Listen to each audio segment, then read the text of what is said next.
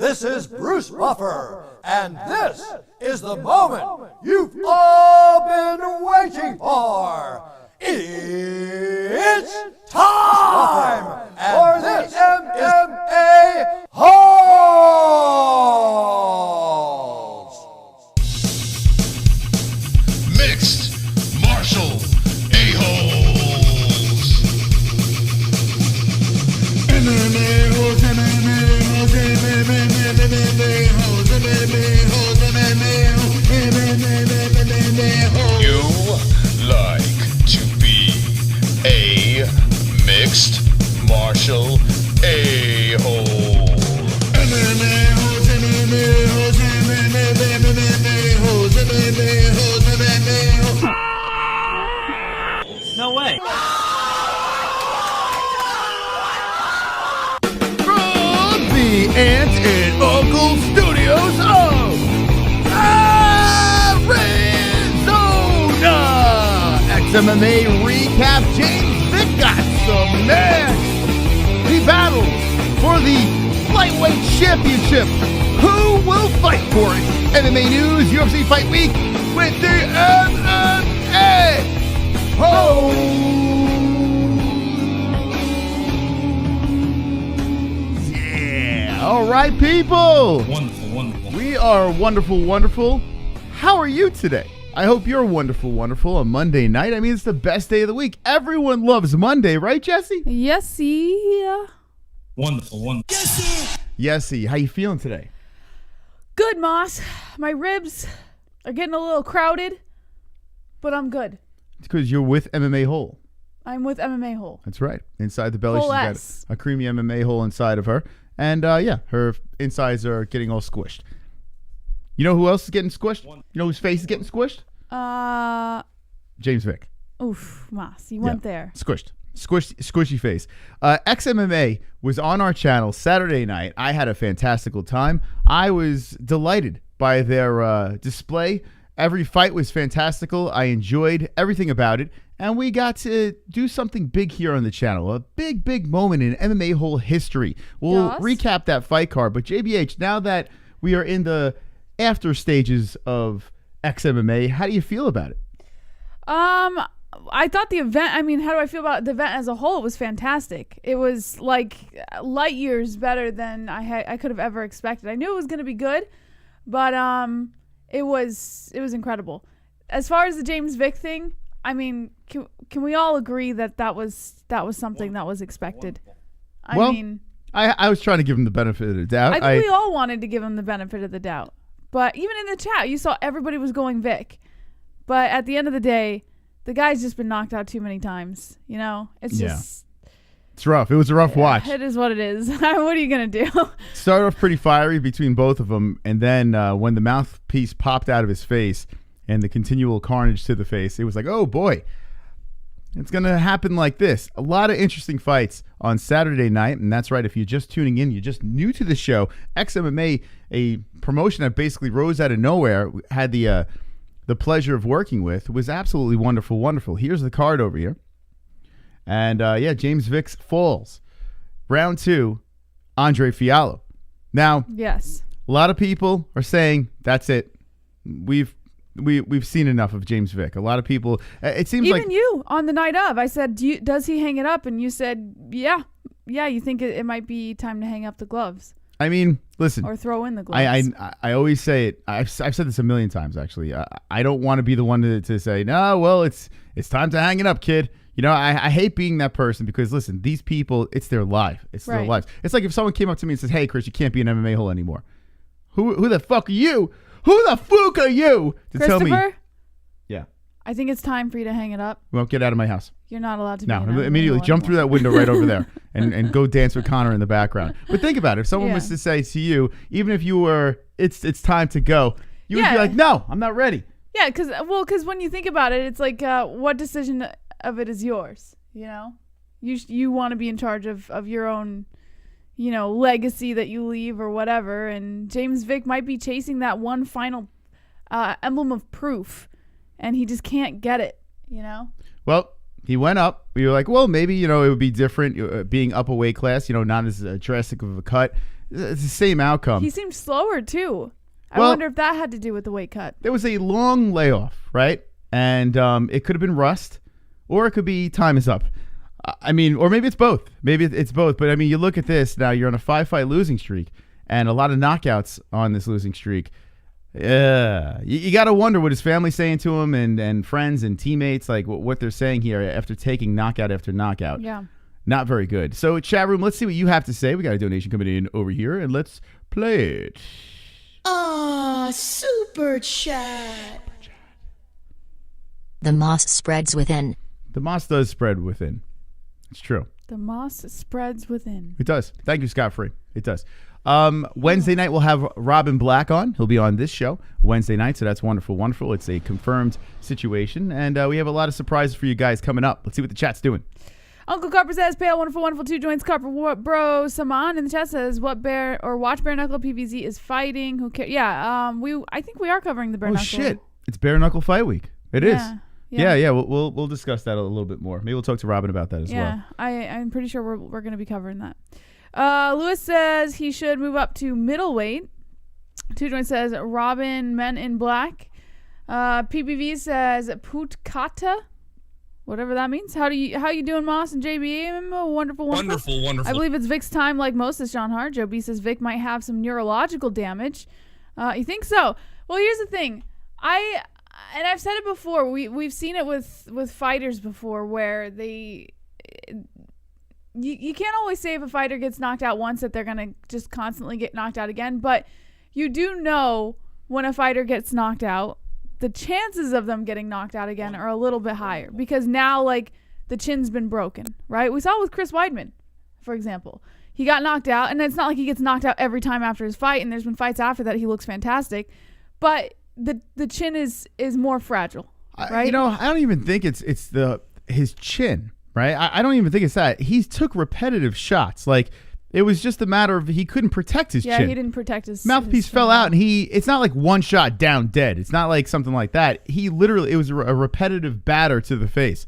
So you got to question, is it the way he defends himself? That thing is just always there to be hit. No matter how good your chin is, if you're getting cracked by a professional fighter like Fialho over and over and over again, you're going to fall. Moss, have you ever been knocked out? No, I have not. Never? Out of all the fights you've gotten in your life, and you've never been knocked out? Yeah, but my fights are not like these fights. My fights were like bar brawls. Have you been cracked on the chin? I've been cracked, yes. Have you been dazed? I've had the, you know that sound? Yeah, like the ringing in the ears. That ringing ear, yeah, I've had that. But listen, any fight that I've been in, it's usually. But you've never been knocked out, so you've been rocked. I've been hit pretty hard, yeah. But no, I've never been knocked out. And I never want to be knocked out. Could you imagine if you got knocked out even once in all of those fights? That wouldn't you think that your I guess ability to be knocked out again is probably a little higher? But remember what I'm saying here. James Vick was hit over and over and over again in the chin. It wasn't like he was getting cracked left and right. So I don't know if necessarily it is his chin. I just think that maybe it's just poor defense. Keep your fucking hands up, or a better head movement, or I don't know. Keep that range. He's long, he's lengthy. Apparently, he just can't pull it off. And when the mouthpiece fell out, he kind of catches it, and it was just like bat, bat, bat, bat, bat, bat on his face. Yeah. Eventually, you're gonna go down. So, anyone in the chat ever been knocked out? Let me know. Let's. I mean, Jess, have you ever been knocked out? No, I mean, I have been hit pretty fucking hard before, to where it like throws you off of your rhythm. I've had that happen, but I've never been knocked out. But I also wasn't a fighter. Like, I never got into fights. I never looked for fights. I'm a chick. Chicks don't really do that. Let's see. Scott Free says never been knocked out in a fight, but been knocked out by concrete. Sean Hart says no, but rocked with a sneak punch. Uncle Carper says never been knocked out. 2 Joints says never. Aunt Ann says Uncle Champ hello. 2 Joints says JBH, you fought all the time. No, I didn't. I really I got into trouble, but I did not fight. Like, I never looked for fight. I think I got into like maybe 2 or 3 fights in my lifetime, and it wasn't anything that was like what men do. Men get into like stupid fights. CAMERAMAN says I just checked the odds out. How is Frankie 5-1 underdog, straight up disrespectful? Rice Frankie says, Edgar? Is that what you're talking about? Frankie Edgar, I'm assuming, right? Fighting Sandhagen. That's pretty severe. That's a pretty severe underdog. You think that's a little disrespectful? I don't know. Do you? What do you mean you don't know? You don't know? Man, let's see. He's a plus 320 on tap out. Wow. That seems, yeah, I tell you, that is pretty disrespectful. I mean, yeah. Well, Sandhagen's very good. When was Frankie's last fight? Frankie had a great fight his last fight. 5 Pedro months Munoz, ago? yeah, went to split decision, but that was a war. And then before that, he kind of stepped in on that Korean Zombie fight. He really had no business being in that thing. And then Max, and that was at 145. Max Holloway. I mean, geez, it's fucking Max Holloway for God's sakes, and it was a decision. Didn't get finished. Cub Swanson he beat, and Cub Swanson no matter what is a dog. And Brian Ortega, he got knocked out there, and I thought he was actually winning the fight. Got clipped in that fight. A lot of people were shocked he got knocked out, but listen, that is pretty steep. That's pretty severe. I think that should be a little bit closer. But the question is this, Jesse. Who the fuck are you picking? Like, I'm gonna go Sandhagen on this. Yeah, one. so I mean, I want to think Sandhagen's gonna win. And, yeah, I think that's a pretty easy pick. But then if that's the case, then the odds are right. Yeah, and it's not like listen. I mean, a minus 440 is not much, right? I mean, it is a lot, but I don't know. I feel like everybody's gonna be going Sandhagen on this one. Maybe one in a blue moon is gonna hit Frankie, but listen, I think if you're a betting man, you go Frankie by this decision. We win a lot of money. I mean, but he could win that decision. Is that a risk you really want to take? Well, at a plus 320, yeah. Against Sandhagen? Yes. You really think Frankie Edgar has a chance for a decision against Sandhagen? Yes. I would say this. If I like to gamble, right? Now, I think Corey's going to win, right? Right now, I think Corey's going to win. But if I'm a gambler and I see a plus 320 on Frankie Edgar, a guy that knows he has to win this fight in order for that shot at the strap, I'm going with Frankie. I really am. I think Frankie could edge it out. I really do. I don't even think that's crazy. I mean, you know what?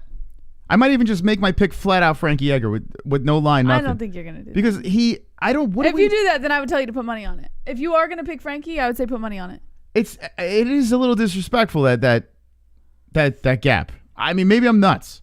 What do you think in the chat? I mean, I think it's a little disrespectful. I don't know. PPV Dizzle, is he the one that dropped this in there?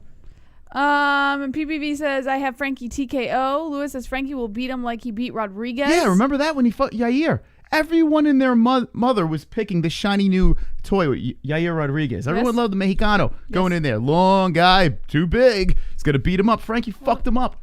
He literally took his soul. Mm-hmm. I think I'm going to go with the answer. All right. I like Sandhagen. Here's the thing.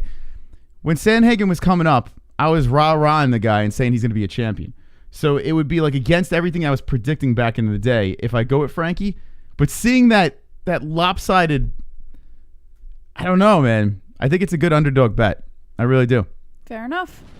Frankie and Choi bets dogs on card. Aunt Ann says, I got Frankie. Sean Hart says, when you put it that way, it's his last chance. It makes you think, and Frankie is no slouch. Alex Stancato says, yeah, Frankie tore him up. Two Joints says Frankie will end up like Vick. Sean Hart says Moss put a community poll up. PPV says the answer is the right answer. The answer. All right. See, some people are still respecting the answer. All right, let's look at this XMMA card here that happened Saturday night. And if you're just jumping in, we had the pleasure to cover the entire thing. If you are new in the chat and you came to the stream from Saturday night stream, let us know in the chat. We'd love to say hello. And here we go. So James Vick gets destroyed. Yes. Then this fight, the co-main event with Ryan Lilly versus Francisco Rivera. Whew! Big talks about this fight on news today, I noticed. Really? It's in the news? Yeah, a lot of people were... I think they were hyping up the fact that Francisco Rivera, came in and knocked out former UFC... He was a former UFC fighter and stuff like that. So I think people were just kind of high on seeing him. He got the steroid thing happening here, 39 years old. And then we had the family and friends of Ryan Lilly calling in, and they were all pumped up. And I'm sure that household was like, well, we're not happy anymore. That was pretty rough. But credit to Ryan Lilly getting in there with a very tough competitor in Francisco Rivera. What do you think? Do you think Francisco Rivera can ruffle some feathers and try to get into possibly maybe back into the UFC? I mean, I don't think he has a route back in. Yeah, I don't think they're going to let him back in, to be quite honest. But I do believe that... Listen, I gotta be honest with you, man. With what XMMA did on Saturday night, I believe they're going to be the next big promotion. Think better than Bellator. And I would honestly say Rivera would be smart to stay where he is because XMMA is going to get big fast. I see it happening. So I say stay at XMMA, man. Just keep fucking going, get that, fight for a belt or whatever, and build your name there because people are going to be jumping on the XMMA train quick. Oh, I'm curious to see what XMMA does in their next couple of fights. I'm very curious to see what they do. From what we've seen, the limited amount of MMA we've seen produced by them has been fantastic, but we need to see more, right? So it's going to be very interesting. What is next for this promotion? And maybe Francisco Rivera could hang there and become a champion in XMMA and, just live the rest of his career here. I mean, he really was very good. How about Kyle Bochniak? This fight was fight of the night. I don't know if they gave any bonuses for any of these things, but this deserves to be fight of the night. It was fantastic. Yeah. As Bochniak was in trouble in the first round. Mr. Anderson. And then, the Mr. the Neo Killer was, just nullified at the end of the second round. Going into the third round, it was old Bochniak, and you think like Bochniak said basically that you get there's levels to the game, and there's a reason why he's out of the UFC again. So he's trying to get himself back into the big dance, and I think he deserves to be there. I really do because that was a fantastic fight. I agree. That was probably the better fight of the night. I mean, look at this. Like first three fights like that we're talking about here, all known people. How about Chris Curtis? We got to get him back on the show. Chris Curtis does the job over here. Had a tough time a little bit. Very interesting the way it started off with him. I was actually a little worried, I'm not going to lie, because Stewart looked great in that first round. But you know what? You know what told us all that Stewart was going to slow down quick was when he started huffing in that second round. He started like really gasping for that air. That's when you knew Curtis is going to come in and destroy this guy. Yeah, Chris looked great. His corner, he was on what was it, MMA Island on Instagram. I don't even know why I'm shouting them out because they God forbid they shout us out. But anyway, MMA Island, he did an interview with them, and as he was doing the interview in front of 12 people, you're so stupid. I mean, when it comes on the MMA-Holes, we got a squad. MMA Island gives you hard 12 people watching. His cornerman, help me out here. What the fuck is his name again? Sean Strickland? Strickland, yeah. From the UFC, who's a fucking badass. We should probably drag Strickland on here. Strickland was kind of trolling him and saying basically, hey, are you going to start knocking people out now? Or are you going to bore us with your boxing? Like fucking with him in the comment section over there. And it was pretty funny. Chris Curtis, not only does he beat Kyle Stewart, not only does he finish him, but then he jumps in the cage at the very end and then calls out a Fialho. So a big power play by Chris Curtis over here. Love this guy, man. He's a lot of fun. Love that he called out Fialho. Although I think he should have been more aggressive with the call out. Like get in his face. Let's see a nice little face off go down. But Chris Curtis is just such a nice dude. You don't really expect the aggressiveness. But I think it would have been so cool if he like went in there nasty aggressive to call out Fialho. I think that would have been pretty fiery to watch. We got Marcelo Gomes versus Hebert with that arm triangle. What'd you think about that? A lot of people are pushing for Hebert. Tough guy, but Gomes says, shut up, I'm going to submit this dude. Yeah, you know what it was seeing one of our regulars, Travis, who was very high on Hebert. And, obviously you want to root for people that your community is very high on, so it was unfortunate to see him lose. But, hey, this Brazilian guy did his thing. Yeah. We got Noblet with the split decision over Jack May. Jack May, a 6'8" monster. Noblet. One of the judges, I have no idea why they picked Jack May. Thought he won that, but whatever. And shout out to Noblet. I mean, took the fight, right? Didn't have to take this fight. Noblet, excuse me, takes the fight on short notice. The same day, correct? Yeah, they said it was a couple hours from what I understand. Yeah, so Noblet goes in there, wrestles the fuck out of this guy, gets the W. This fight, hilarious. I watched the replay again. Really, really funny. Hold on, where's this picture? Have you thought yet about what the matchmakers were thinking putting that fight together? Listen, come on. I have a couple theories. Yeah. For why that fight was put together. What's your theory, Jess? Well, one of which is you have to give the matchmaker the benefit of the doubt of thinking that maybe it was just a good matchup. Yeah. I don't know. Another theory was obviously that they were trying to push Mahmoud, but yeah, Mahmoud looked great, but at the same time, Murray was a lamb. He was a lamb that was completely slaughtered. We all felt very guilty, like we watched an execution live on XMMA. But regardless of the fact, we have an undefeated Mahmoud Sabi. He does his post-fight interview. It was hilarious. The guy was like like cursing and saying, had high confidence. He was fun to watch in the post fight. Who knows? Let this guy. I mean, he's only one fight in, so we have to see what this guy could become. But there's something in this man that has star power. So I'm really going to keep my eye on Mahmoud. Sorry about saying your name wrong. Mahmoud. Mahmoud Sabi. And Jarrell Murray, I apologize. Oh God! Tyler But you Ray. have to remember, Jarrell. let's just say this though, without completely shitting on that matchup. Well, listen, I'm honest, man. I'm going to be completely honest. Well, they were both looking for their first win, right? Yeah. So you got it. Let's try and be a little level here and hey, say, Jarrell Murray, you mind losing this one? Stop it. They were both looking for their first win, so Yeah. I understand it, but at the same time, I just don't think it was a fair matchup. It was bad, man. It was bad. But if you want to go back and watch it, we have it on our channel. We have Tyler Ray and Austin Jones was the second fight of the evening, and we got a finish, a submission in round number 1. Very dominant. I mean, quick, got in there, barely broke a sweat. Chat. Hey, Travis. Thanks for supporting my guy A-Bear. But the better man won, and that's the game. Yeah. Thanks, That's right. whole fam. Thank you, Travis. Appreciate that. Yeah. I just let A-Bear know that we dig the Viking look. Yeah. He looked good.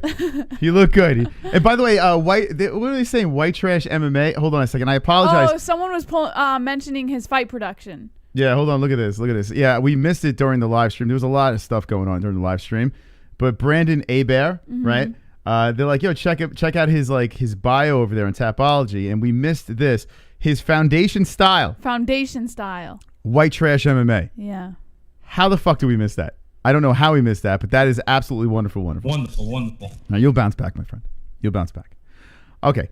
So yeah, we had Tyler Ray literally barely broke a sweat, got the arm triangle, says I'm gonna celebrate, and then you had this Charlie Radke who started the event, just completely dominated Castillo, and he's got this swag and got on the mic and was like very confident. So interested to see what Charlie Radke can bring in his next performance. So that is the end of our recap of XMMA. Let me know in the chat, out of 10, what do you rate it? Now remember, this is a regional promotion. This is something that, it filled the void of the UFC, and I think, to me at least, it was satisfying. It was very satisfying. Yeah, I literally have nothing to complain about with Saturday's event. It was actually really fun. So a lot of times with these types of promotions, you find like one or two things here or there that maybe could be better. I have one complaint.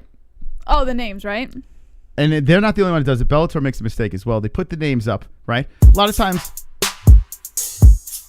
Wonderful. Ian bets the under. Played Raft with us last night. Hey, Holes. Love draft last night. Do you think that could become a more normal thing? Yeah. Like a midweek stream or something? Also, I have a bit of a suggestion for FOF. You could try to set up media share so people could send in videos to add to the chaos. I mean, it's totally possible. Totally possible. Thank you, Ian. And yes, we played Raft. Not a bad idea.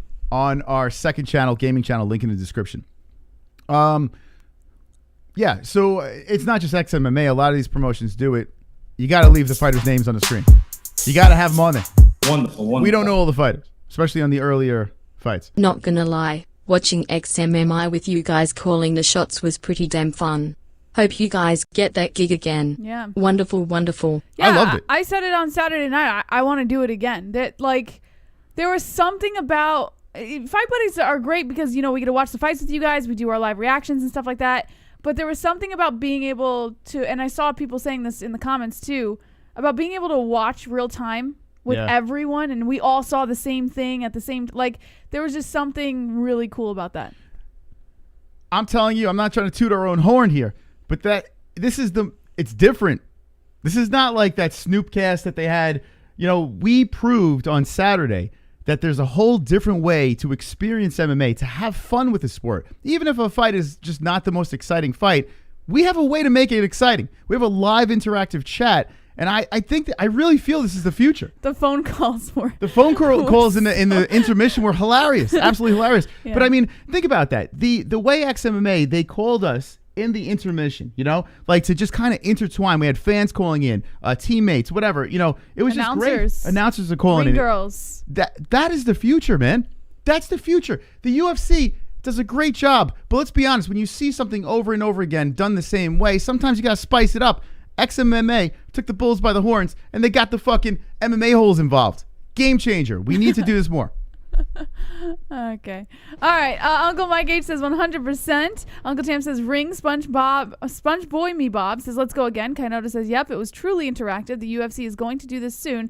This I predict. Yeah. You have to. When you, especially like when you see like it works. You know. Of course they're gonna jump on it. I don't understand why people are missing this boat. You know, a lot of people try to copy it too. They're not going to be able to duplicate what we do over here. We have an amazing community. We have an amazing combination. We got Jesse's titties, and we got my fucking big, disgusting beard. I don't show my titties. Oh, you don't show your titties. But that's right. But maybe you will. Ricci's titties. Oh, Bella Ricci, for God's sakes. Do you have that? Bella Ricci's titties? Anyway, all right. So let's move on from XMMA. Fantastic job.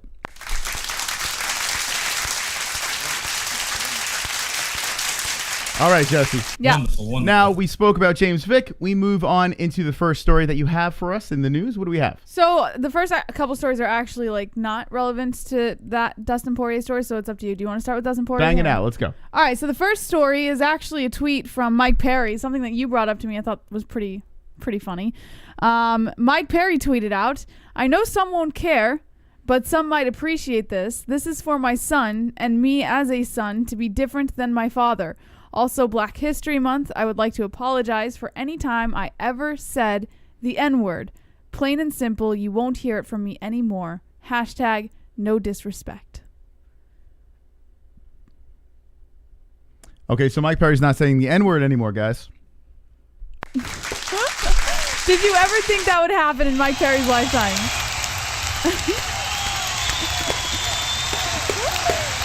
Oh, God.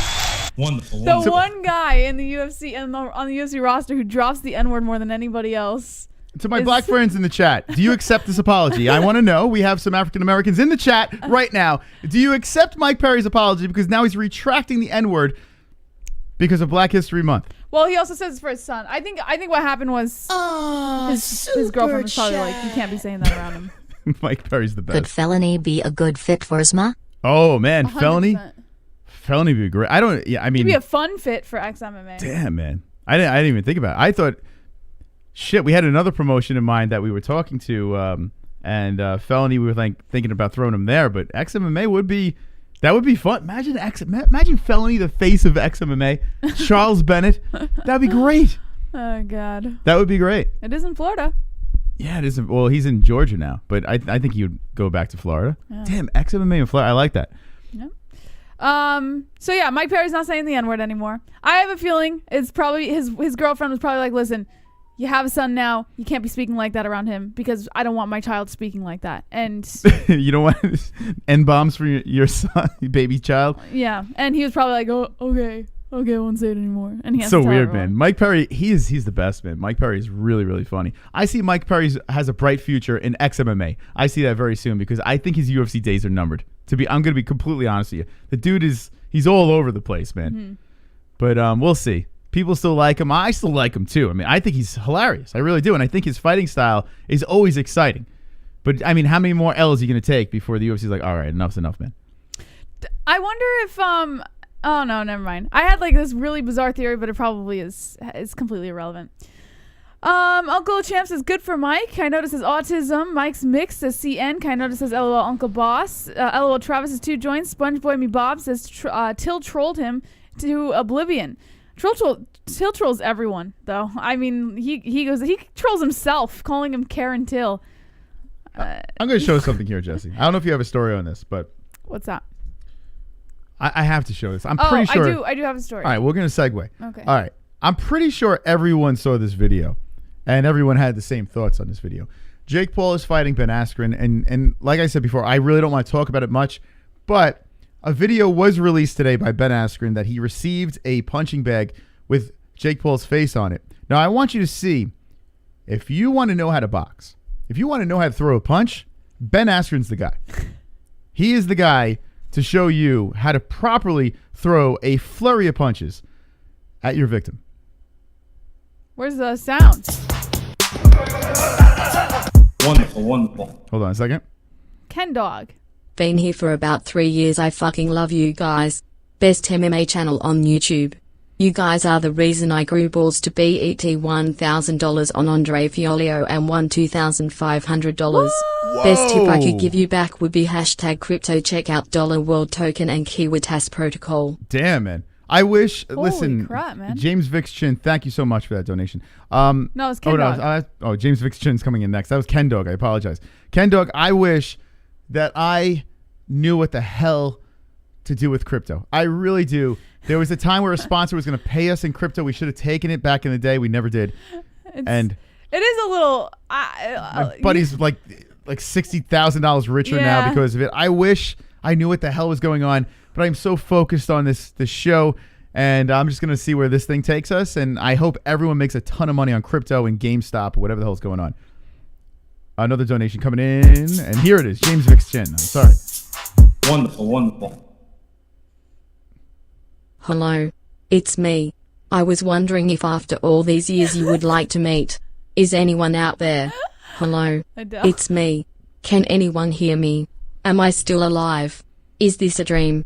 Hello. Speak to me. This is a lonely place. Am I still alive? Say something. Aw, poor James Vick's I really Chin. feel for James Vick's Chin. I really do. Thank you, James Vick's Chin.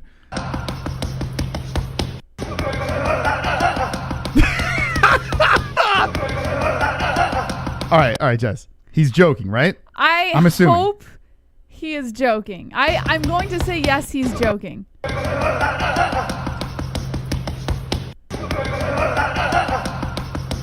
If this fight goes down, right, and Ben Askren starts throwing punches like that, oh my God.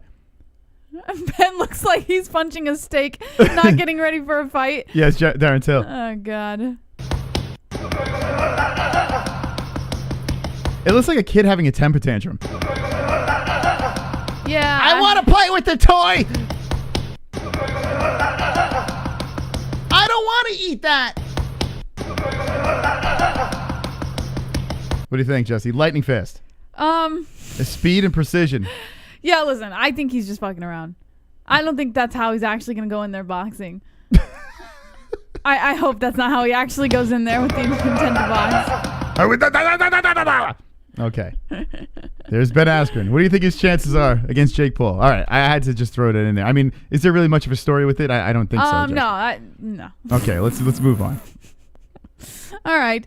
So now there's that. Abu Azaitar gets reduced 7-month suspension for tamoxifen.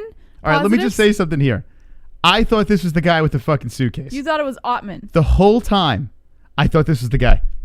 Now, I don't know if that's racist or maybe I should pay attention to more. I shit you not. We were delivering the stories. I could have sworn this is a suitcase man. You thought it was Ottman. I did. Ottman is his brother. Okay. So, I thought it was him. So this is Abu Azaitar. Yeah, I legit thought it was him. So he's suspended for what? So he got a reduced suspension for tamoxifen positives, which is, I would assume, is something that popped in his USADA case. What's going on? So his brother is banished from the UFC, right? Yeah.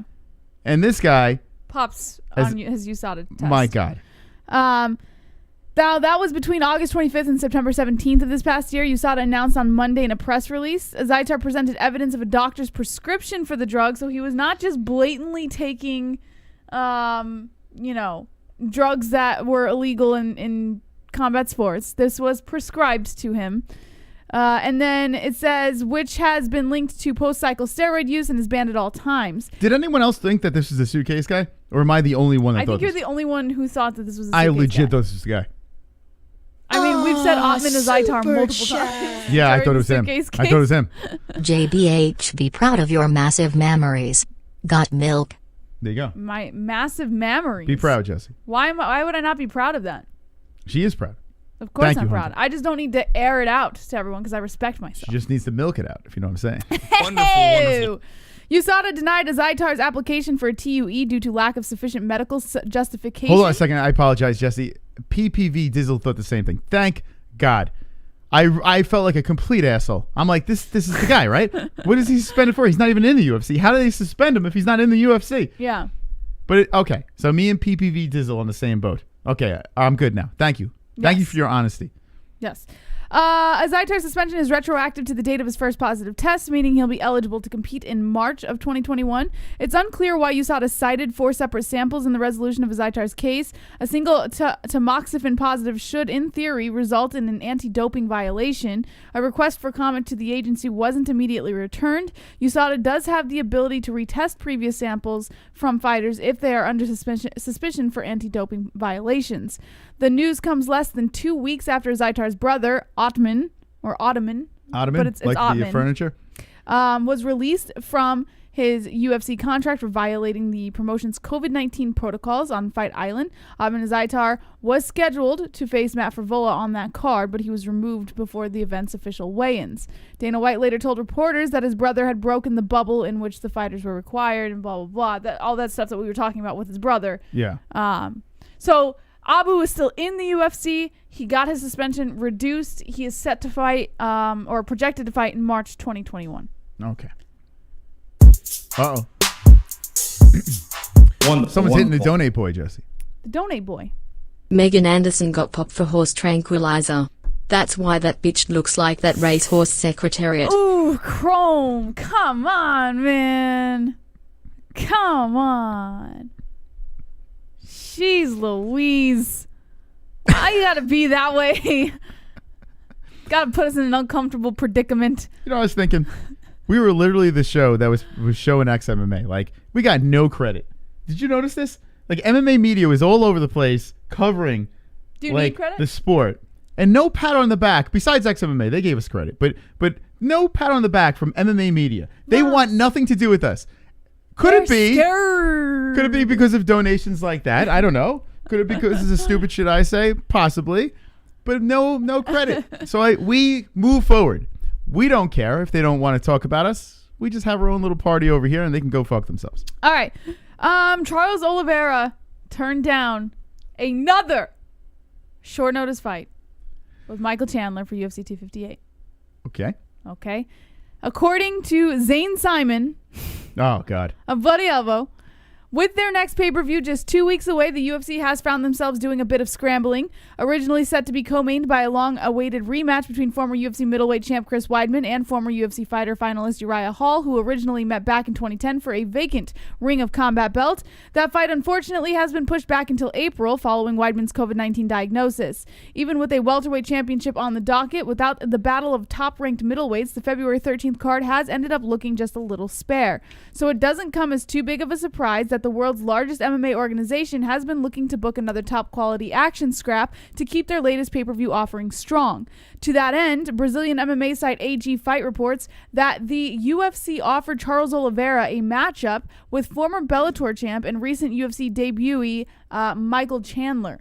Chandler and Oliveira are both prime candidates for a shot at the UFC lightweight title, seemingly recently vacated by Khabib Nurmagomedov. And while it seems like a rather important fight to toss together on just a couple weeks' notice, apparently the time frame isn't the reason that it won't be going down. Along with the news of the offer, AG Fight also reports that Oliveira has declined the bout, not because he wants more time to prepare, but because he's solely focused on getting his shot at UFC Gold next time he returns to the cage. At the moment, it appears that any path to the title will likely lead through Dustin Poirier, coming off his massive KO of Conor McGregor back on January 24th. How the UFC decides who their next contender will be, and just when they can put together a fight for the lightweight belt, is still very much up in the air. But for now, it seems to mean fans won't be seeing much of the lightweight elite back in competition. UFC 258 is set to take place on Saturday, February 23rd in Las Vegas, Nevada. The card is expected to be headlined by a welterweight title fight between Kamaru Usman and Gilbert Burns. Bouts between Macy Barber and Alexa Grasso, Kelvin Gastelum and Ian Heinisch, Pedro Munoz and Jimmy Rivera have also been penciled in for the main card. I tell you what, if Chandler and Oliveira were the co-main event to that, what an upgrade. Yeah. I mean, Hall versus Weidman I was interested in, but a lot of people aren't. A lot of people are over and done with Chris Weidman, and some people don't even like Uriah Hall. I like both of them, to be honest. But regardless of fact, watching them run it back versus Michael Chandler and Charles Oliveira, I mean, damn, that's an upgrade. Yeah. So, I could understand why Charles Oliveira, Charlie Olives, is turning down the fights. I get it. You know, Yes. he's in position to fight for a belt. So I understand this. But there's also a consequence. There's also a negative. And by Oliveira constantly saying no, no, no, no, the UFC does not like no, no, no, no. They like yes, yes, yes, yes. Yes. And someone will swoop in and take this opportunity if it presents itself. Right. If Dustin Poirier were to say, hey, you know what? Fuck it. I'll fight Chandler. He's sitting on the sideline too, like, I don't know, right? I don't know what I'm going to do. If someone would just say, hey, let's go. Give me fucking Michael Chandler. Let's fight. If Justin Gaethje was like, let's go. Let me fuck up Michael Chandler. I'll take the fucking fight. The UFC is going to make it happen, and then chances are they might even make it for a belt. If Poirier is sitting in the on the sideline saying that he's not caring about the belt, like, it's weird. Poirier is kind of just chilling. Every time I see him interview right now, he's like, well, we'll get into that, but no, I do not see. I agree with what you're saying to a certain extent, but I do not see the UFC just giving Chandler to Poirier right now. The fact that they tried to put this together tells me that they're really looking for a good contender against Poirier, and they want to make sure it's the right one. Oliveira is the guy. Yes. But like I said, if he keeps saying no, we've seen this before, what the UFC does. All right, you don't want to fight? Tough shit. We move on. But Oliveira, like, it's not like he's saying that he wouldn't fight Chandler. He's just not going to fight him right now. And I agree. He shouldn't fight him right now. And if the UFC can take into any consideration what the MMA fans think and what Oliveira thinks, I'm sure they can understand as well that Oliveira is very deserving of that shot against Poirier. Let me ask you a question. If Gaethje nuts up, right? Hold on a second. Wonderful, wonderful. Charles beat a guy coming off of the loss and now thinks he should get the title shot next. Okay, so here we go. And Uncle Chrome might have an unpopular opinion there. Very unpopular. But makes sense. People, if he keeps saying no, people are going to find reasons why Oliveira does not deserve a title shot. Trust me on this. That's what's going to happen. We're all going to be like, all right, buddy, you don't want to fight. That's fine. We'll watch someone else fight. That's how fans are going to start thinking. That's how the UFC is going to start thinking. So Oliveira eventually has to say, all right, if Poirier is not going to fight, I got to figure out how to get back in there. So, like, I get it. I understand why he's holding off. This is only the second fight that he's passed Two fights? It's not good. In a short increment of time. It's not like he's just consistently passing up fights, and he's doing it for all the right reasons. He's not, like, passing up a fight just by saying, oh, I can't make weight. Wonderful, wonderful. You snooze, you lose.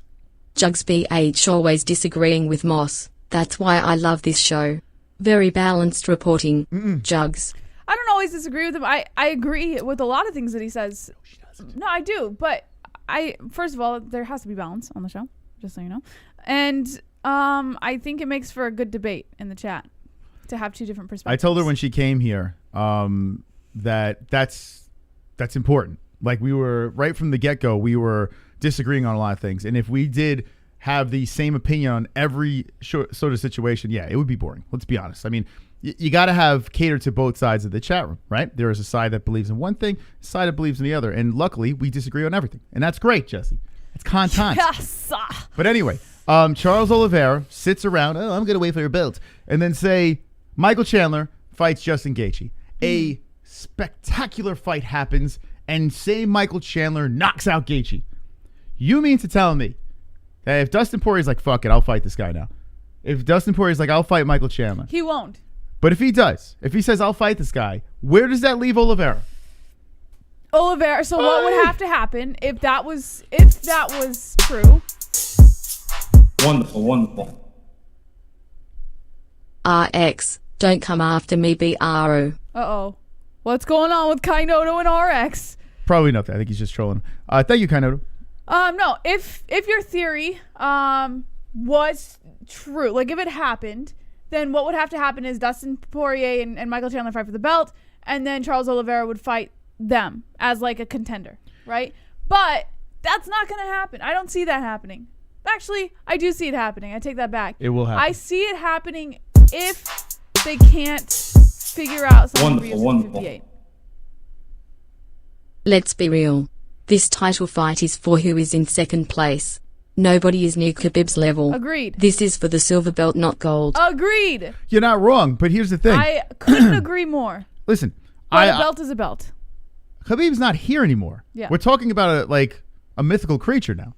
Like, Khabib's a legendary creature, right? He's the unicorn and of yes, the he's the best 155 of all time. But he's not here anymore. Yeah. So you could say they're fighting for bronze, silver, who gives a fuck? A king has to be crowned. Yes. So if I'm Justin Gaethje, I look at the options here and I say, Chandler, Oliveira, what's my easier win? Both tough fights, but what is an easier win? Michael Chandler would be logically the easier guy. I mean, Michael Chandler's pretty freaking good. I know he's good, but what I'm saying is if you have to choose between Oliveira and Chandler, who are you picking to fight? You're Justin Gaethje. Who are you going to fight? Oh, Chandler. If I was Justin Gaethje, I would fight Chandler. So if I'm Gaethje, I'll be like, you know what? Fuck it. Let me fight Chandler. Let me get this out of the way quick. If I could beat this motherfucker, I'm going to rematch Poirier. You understand what I'm saying? Okay. And then Chandler's ready to rock. So all Gaethje has to do is say, where's the contract? Make the fucking fight happen. They could literally both skip the line over Oliveira. Yes. Yes, they could. That's what's got to happen. That's the way. But I don't see it happening. If they all stay inactive, then Oliveira should get the shot. I mean, for sure. But if Oliveira is inactive and just waiting around, people will skip the line. And Listen, technically, I'm Gaethje's not skipping the line. He's ahead of him.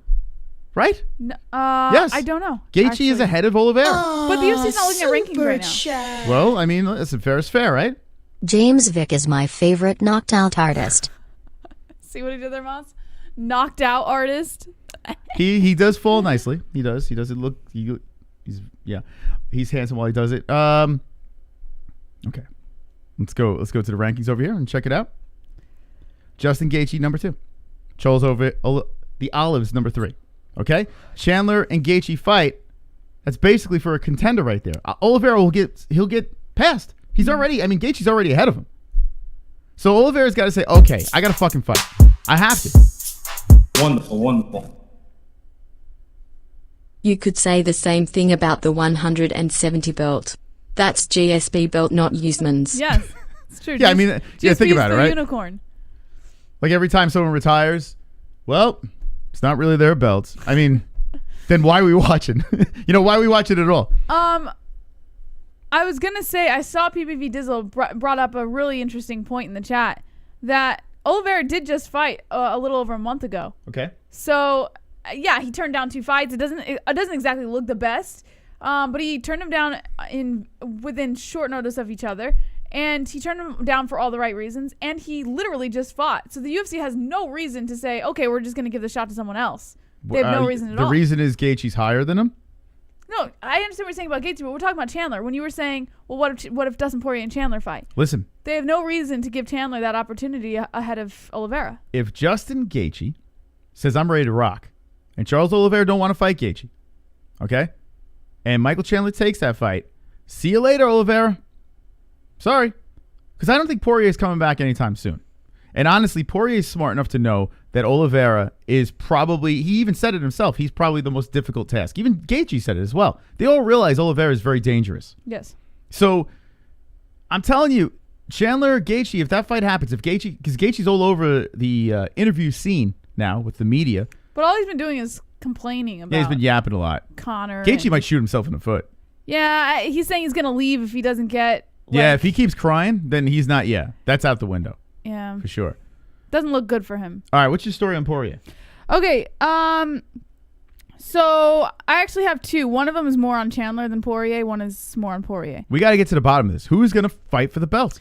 So then let me read the next one first. Patricio Pitbull expects Michael Chandler to beat Dustin Poirier easily, but still won't be MMA's best lightweight, he says. Well, look at Chandler. He's really getting a good sniff of Pitbull, right? Yeah. Let me smell you, baby. I want to smell you.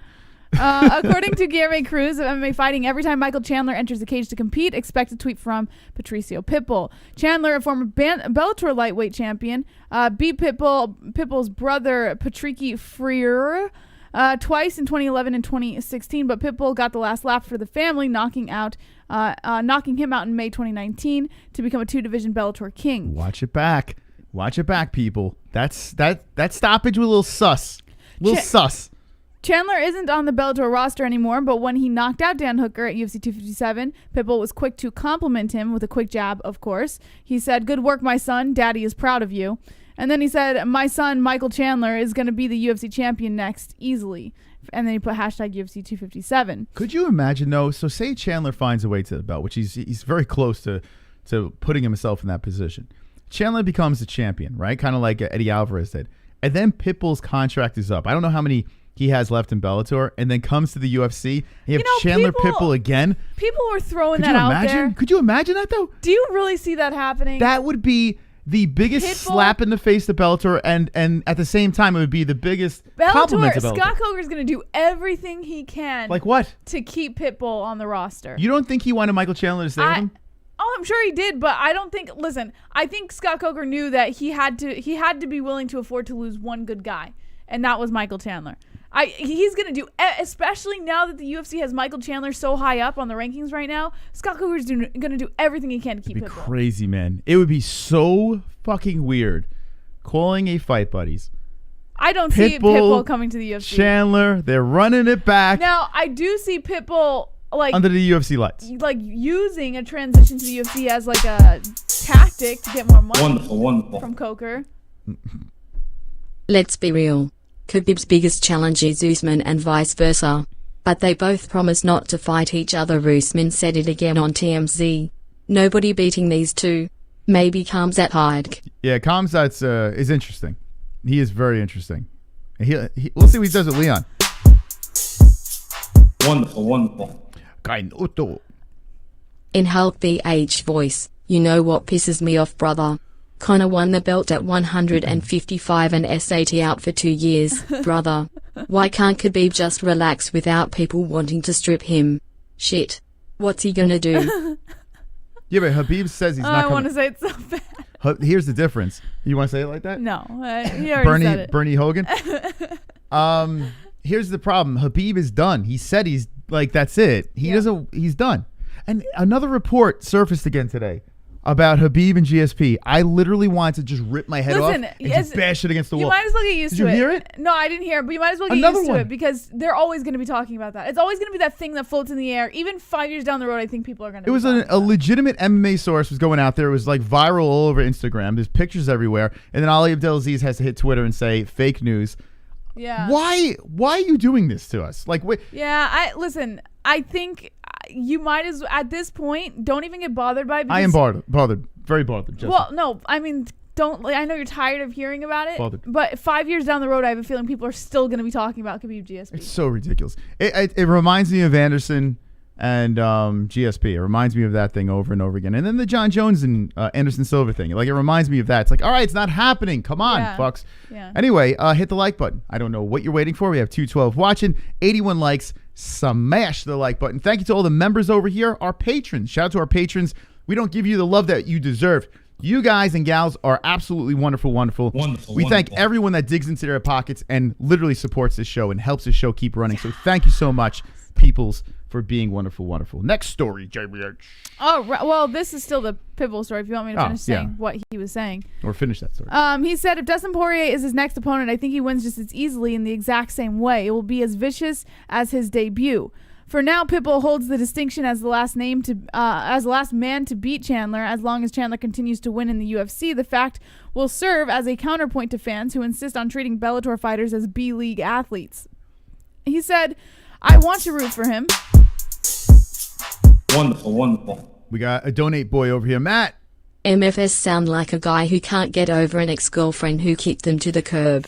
Khabib exposed Gaethje for not being able to fight on the ground. Gaethje is never ever getting the belt now. Oliveira is the new boss of the lightweight division. Well, Gaethje still has the opportunity to get the belt, but I do agree, like the whining, the bitching and moaning and stuff is not going to help his case. Yeah, listen, Gaethje, he is a human highlight reel. The guy is very fun to watch. He's always going to be fun to watch. World Series of Fighting to the UFC, great stuff. Win or lose, you want to watch a Gaethje fight.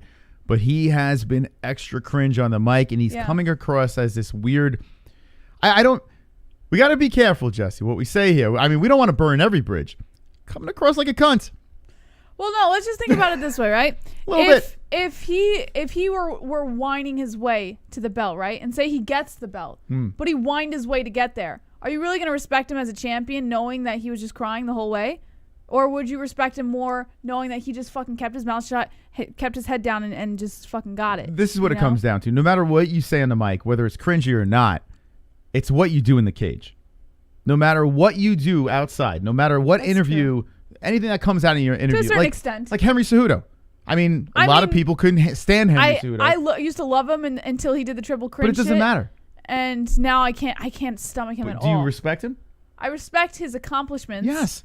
But That's what it I comes down don't to. root for the guy. I don't go like, oh yeah, I really want to see that Henry Cejudo fight. It doesn't matter what you think. It doesn't matter what I think or anyone else thinks. As long as they keep knocking fools out, submitting fools, winning, that's all that matters. So Gaethje could say all the cringy shit that he wants to say, you know, whatever he makes him feel better, that's great. But when it comes down to it, he needs to fight, he needs to perform. And by complaining about, you know, this one's entitled and that, and just get in there, prove yourself and win. And there's nothing anyone can do. So I hope that Gaethje does come back. He is the number 2 ranked fighter. Let's see what he's got. We can't write him out yet. I mean, what he did to Tony Ferguson was spectacular. It really was. A nice run by Gaethje. So we'll see what happens. So yeah, basically this whole Pitbull thing is Pitbull is commending Chandler for his accomplishment as in his debut, but he's also like at the same time trying to take some jabs at him. Yeah, Pitbull's he always has something to say about he's Chandler. dying to get into the UFC, man. He is I dying. don't think so. Dying. I think he hates that Michael Chandler has hit this level of success in both organizations. He went straight from Bellator to the UFC. The UFC just ate him up. MMA fans ate him up, and Pitbull probably hates that. There's probably a little envy there. Listen, I would imagine. I think Pitbull is just setting it up. He's setting up the story. I don't know how old's Pitbull. Do you know? What's his age? Patricio Pitbull. I mean, I'm assuming early 30s, maybe. I don't know if he's hit mid 30s yet. I'm thinking he's around Chandler's age. He's been around for a minute. 33. All right, 33 years old, and Chandler's 34. So you got to think. I wonder how many fights he has left on his contract. Wonderful. Every day the media and people will write about Khabib and Conor. It's clickbait to get views. Yep. The 2 top draws. As long as people keep talking about them, these guys will keep writing stories every 2 seconds about Khabib and Conor. 100%. I've been trying to avoid Khabib and Conor this whole conversation. We have given you Conor McGregor overload for the last couple of weeks. Last month, really. Well, in fairness, his fight happened. But listen, I'm the biggest Conor fan out there. But look what we did today. We threw him in the thumbnail. We put him peeking through the window, and I haven't mentioned a word until right now. Okay? I'm not even putting him in this conversation. Until he comes back and proves what he can do, or we have a fight coming up, you know, we'll start getting back into that. And maybe we'll just have him dance behind me for a little while. But no Conor, no Khabib here. The question is now, who legitimately will fight for this thing? There is that talk of the trilogy. I'm going to completely dismiss it. I'm going to act like it's not even happening. You know, the Conor trilogy. It can happen down the road, but not right that's now. not going to be the title fight that initiates the belt. That's not going to be it. Unless it's not going to be it. Unless DP says, and this is what's floating around. He's been interviewed a lot, but unless DP's like, you know what? I won the interim strap. I want to be a full-blown champion, but I am the full-blown champion now, right? That's probably in his mind. Maybe DP says, you know what? Been there, done that. Let me get these big paychecks. You know? Let me fight Conor a third time.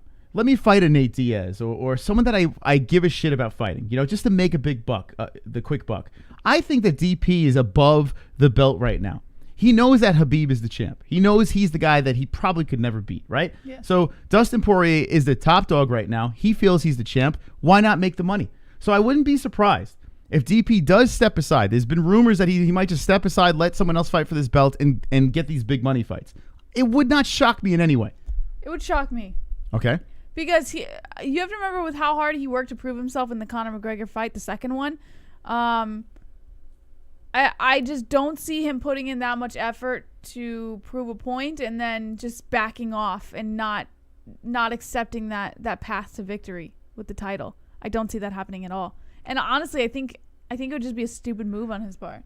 And real quick, No Life Gaming says you guys missed the big news on Anik and Florian podcast. Florian says GSP is training to fight Khabib. We did discuss this. I gotta pee. And I'm not gonna stay in this one. I'll just let Moss cover this one. we discussed this, and it was already squashed by Ali Abdelaziz saying it's fake news. I know it's fake news. This is fake news for forever now. So I mean, I don't know if you want to keep on buying into these weird rumors, that's fine. But it's not happening. Please, can we stop talking about it? Unless you want to fucking start trolling around, you know, and talking about it. It is a conversation that doesn't need to be had because it's not happening. It's not happening. All right, let's do Save the Show right over here in the yonder. We have 10 minutes that we're going to add to the show regardless. But ladies and gentlemen, if you get a donation in, say Save the Show, that much, we go that much longer. So basically $5, 5 more minutes, $10, 10 minutes, $20, 20 minutes, so on and so forth. If you want to be a hero tonight, because we want to open up those phone lines, we will for 10 minutes. But if you want to go along tonight, deep into the evening, give us a donation and say Save the Show and be wonderful, wonderful. Wonderful, wonderful. Let's see what you guys say in the chat. As I mean, I just, the whole GSP Habib thing, I'm so, I can't fucking take it anymore. GSP is fucking great. Habib is great. Love to see those guys fight. They will not fight. Just not happening. Where's the rich people at? I'd sell my firstborn to see GSP versus Habib. No, you would not. There's no way. No way you would do that. Don't you love your firstborn? Or maybe you don't. I guess if you don't like your firstborn, if they turn out to be an a-hole. Who doesn't love their firstborn? Well, you don't know. If they donate $10,000, we roll over. So we have a 2-hour cap. We've had it before. A big dono, roll over to multiple weeks. So you could be a multiple week hero. So drop 10 grand and we'll show you. Wouldn't that cover like the first half of the year? Yeah, I tell you what, you'll get a lot of saves. You'll never have to worry about a fucking Save the Show for a long time. Oh. So dig deep, Lewis, dig deep. Michael Hickboy says, who doesn't love GSP? Jason Wynn says, if did happen, GSP will win. Matt Stone says he's a bully boy loser. He's a bully boy loser. Rylan says GSP is GOAT. Khabib would lose. Yeah, but why are we still talking about this? Why? This is reminding me of the Tony Ferguson versus Habib thing, right? It was like we constantly had to talk about this. And no, I'm saying, like, why are we even debating who would win or lose? The fight's not going to happen anyway. Well, it's kind of like, I guess people like talking about things that won't happen. Like or pound for pound conversations where there's no right answer. Yeah, like people love to talk. This is what I don't understand. What do you get out of talking about things that there's no right answer for? Right? If there's no clear-cut right answer, why are we wasting our fucking breath talking about it? There's so many good fights that are going to happen this year that I think we should really be focusing on. And this is a huge year for the lightweight division. 12! Holy shit! Yo, Roberto with the 30! 30 more minutes! The legend! Yes! Look at Roberto! A hero! Proper on this whiskey! Wow! Yes! Proper 12! Drop the Hearns in the chat! Save the show. All right, you got a guaranteed 40 minutes. Thank you so much. Roberto, you're a G, you're a legend, you're wonderful, wonderful. Wonderful. By the way, we do have a fight happening this Saturday night. We have Robin Black on Wednesday. Robin Black will be on the show Wednesday. We'll be opening it up with him. We'll be discussing his life story, but we will talk about the UFC event coming up, the whole Dustin Poirier Conor fights, all that stuff. So if you have any questions for Robin Black, go to our community section and drop a question there, and we can pluck from that during the interview. So, you know, Kaidodo! I just feel so special. Another hero! I've got a special face. Another hero! Haven't heard this song in a while. Attention is short, bust to outer space, mind in a special place. A hero! GSP abducted me, I'm from an alien race. Yeah! Special face. Special face. Wow. Special face. How about Kainoto? St. Pierre will fight Khabib. It's going to be the first event the UFC will book once the world opens back up. Main event time. Khabib is smart and he's dropping crumbs for us. We want to see a real fight happen. Bushido. Save show. Oh, stop it, Kainoto. 51 minutes. Wonderful, wonderful. Dustin and Justin both recently said in recent interviews they will never beat Khabib in the rematch. Both of their goals is the belt now. There you go. I think it's more. It's obvious, I mean. It's easier to respect fighters who are realistic with. Doink doink, doink doink, doink doink, doink doink, doink doink, doink doink, doink doink, doink. You make them lose the fight terribly inside of the cage. You make him spread his ass cheeks. Now you enter his backstage, and you fill it with your rage. Come on, style bender, one fight. Izzy is inside Costa. Oh, time's up. Izzy is inside Costa. Wow. Sonosi? Heading to work, wanted to help. Sorry I can't dono 10K. I like having a house. Thank you. Show. 58 minutes. Sonosi, the studio name will be yours for a long time, man. Thank you so much. Appreciate that. Wow. Ah, super chat. All right, here's the last one to save.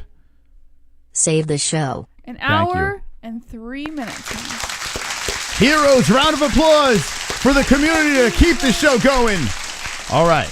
So 1 hour, 3 minutes of extra show. And seriously, thank you so much. You don't understand. Literally, you guys keep us here. You guys keep us going here to give you guys more content. Thank you so much. Wonderful, wonderful. Wonderful. All right, we're going to play the phone call song. We're going to open up the second part of the show with the phone calls. JBH, are you ready to party? I'm ready to party. Okay. Whoa, hold on a second. Wonderful, wonderful.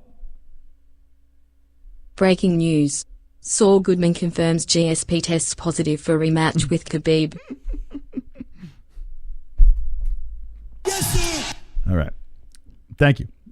Thank you very much. Not happening. But thank you, Soul. Better call Soul. All righty, here we go. Let's put this over here. So 1 hour and 3 minutes. All right, thank you guys again. Seriously, thank you so much. Hit that like button if you're ready to party some more on a Monday night. We're going to play the song, and we'll be back in 2 shakes of a lamb's tail.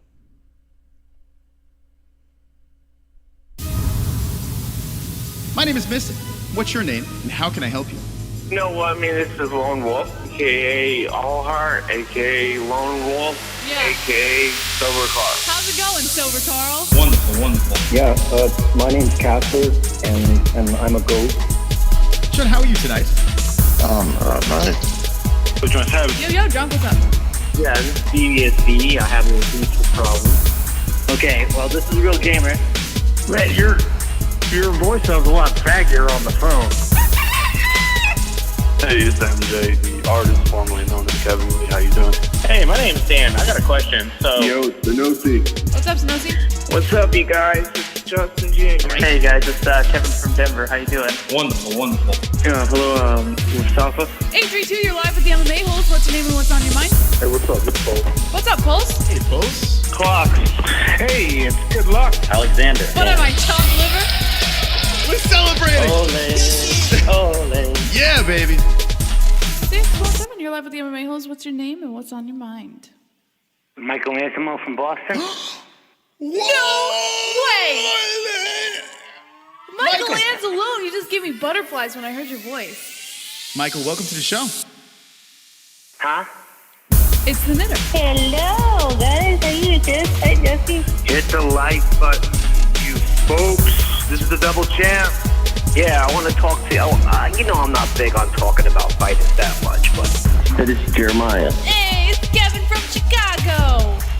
Nothing. Gotta talk about these fights real quick. It's Michael. Jesus Christ. I'm over here trying to stay awake and shit. Jesus.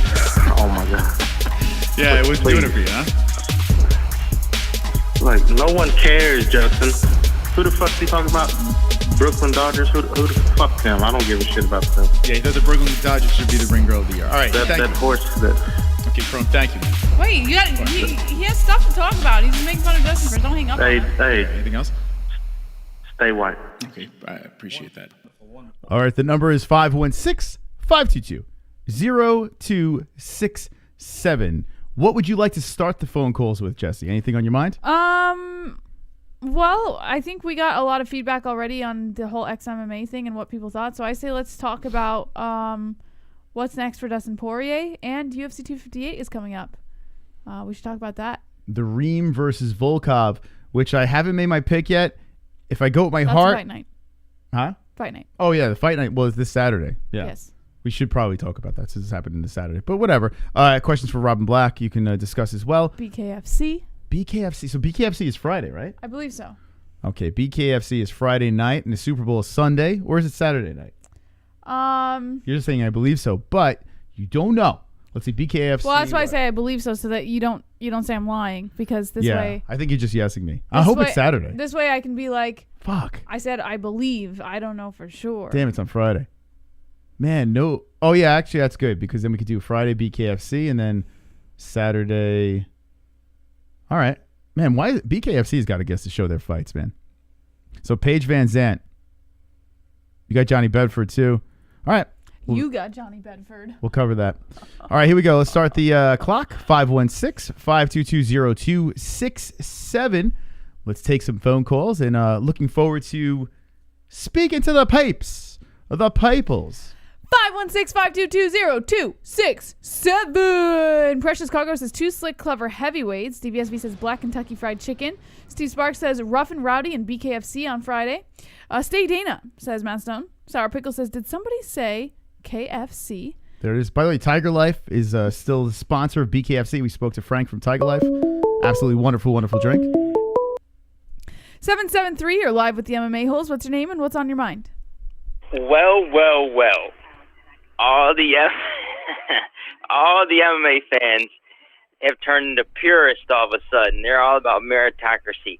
When it was Conor McGregor fighting the #1 Dustin Poirier, and Conor McGregor hasn't had a win at lightweight in 5 years, they didn't give a crap. It's all Conor McGregor, yeah, you're looking forward to this fight. Now that Conor loses, then it's, oh no, it's got to be Charles Oliveira. Anything else, you're disrespecting the sport. They don't care when it's Conor, though. Ain't that funny? Well, it's funny because the Conor fans aren't talking about Conor, but you're talking about Conor. It's a little weird. He's always talking about Conor. You really like Conor, huh? Talking about Conor the always hypocrisy when all the people talking about Charles Oliveira, that he needs to be fighting for the title. It can't be anybody else other than Charles Oliveira. He deserves it. 8 wins in a row, blah, blah, blah. Mm-hmm. Where was this energy beforehand when Conor McGregor, he hasn't won a fight at lightweight in 5 years. Where was this meritocracy purist angle then? Now that he loses, now it's all about meritocracy? I don't think so. Yeah, I didn't realize how much of a fan you were. We really weren't even talking about Conor, and you are bringing him up in an irrelevant situation. You don't get my point. Hold on a second. It's weird. Wonderful. Can you guys please ban Kevin from Chicago? He is a useless waste of sperm. The guy puts the chat room to sleep, either stating the obvious or making no sense at all. The guy reeks of grandma's basement. He MMA-Holes homes of the shittest phone caller. Oh my God, that's terrible, Kevin. I can't believe he said that. That's Steven. That sounds like a Conor fanboy. Listen, what it is now everybody wants to talk about, be a purist and go by the book and the rankings and this and that, but they should have been talking about that beforehand with Dustin. It should have been Dustin versus Charles in the first place, not Dustin versus Conor. Well, let me ask you a question, though. Did Dustin Poirier offer to fight Charles Oliveira? Did he want to fight Charles, or did he want to fight Conor McGregor, Kevin? Answer that question, please. Did Dustin want to fight Charles or Conor McGregor? Who made the fight? You know what Dustin wants? He wants whatever's going to bring him more money. Yes. So Dustin Poirier made the fight with Conor McGregor, and the UFC is like, I like that. Let's let that happen. They made the fight. So maybe you should criticize Dustin Poirier for making the fight with Conor McGregor. That's a little weird. I didn't see Charles Oliveira making no fight with Dustin Poirier. I'm going to criticize the UFC for doing whatever's best for their pocketbooks and not doing what's going by purists. But how about this? Michael Chandler. People are saying, I take umbrage with the fact that people think that he doesn't deserve it, and he hasn't earned it, this and that. Listen, Michael Chandler has been a staple in MMA for about the past decade. Multiple UFC champions on his resume, more than Charles Oliveira.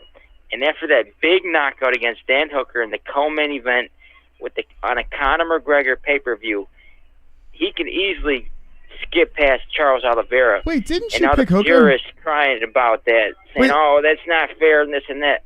Bullshit. Wait, didn't you pick Michael Hooker? Chandler. What? Didn't you pick Hooker over Chandler? No, I didn't pick Hooker. I was saying Chandler, he deserves respect. You people, all the Bellator haters obviously haven't watched him fight. He's a beast. I could have sworn, and I might be wrong here, I could have sworn you called up about Will Brooks beating Chandler and Hooker is going to win.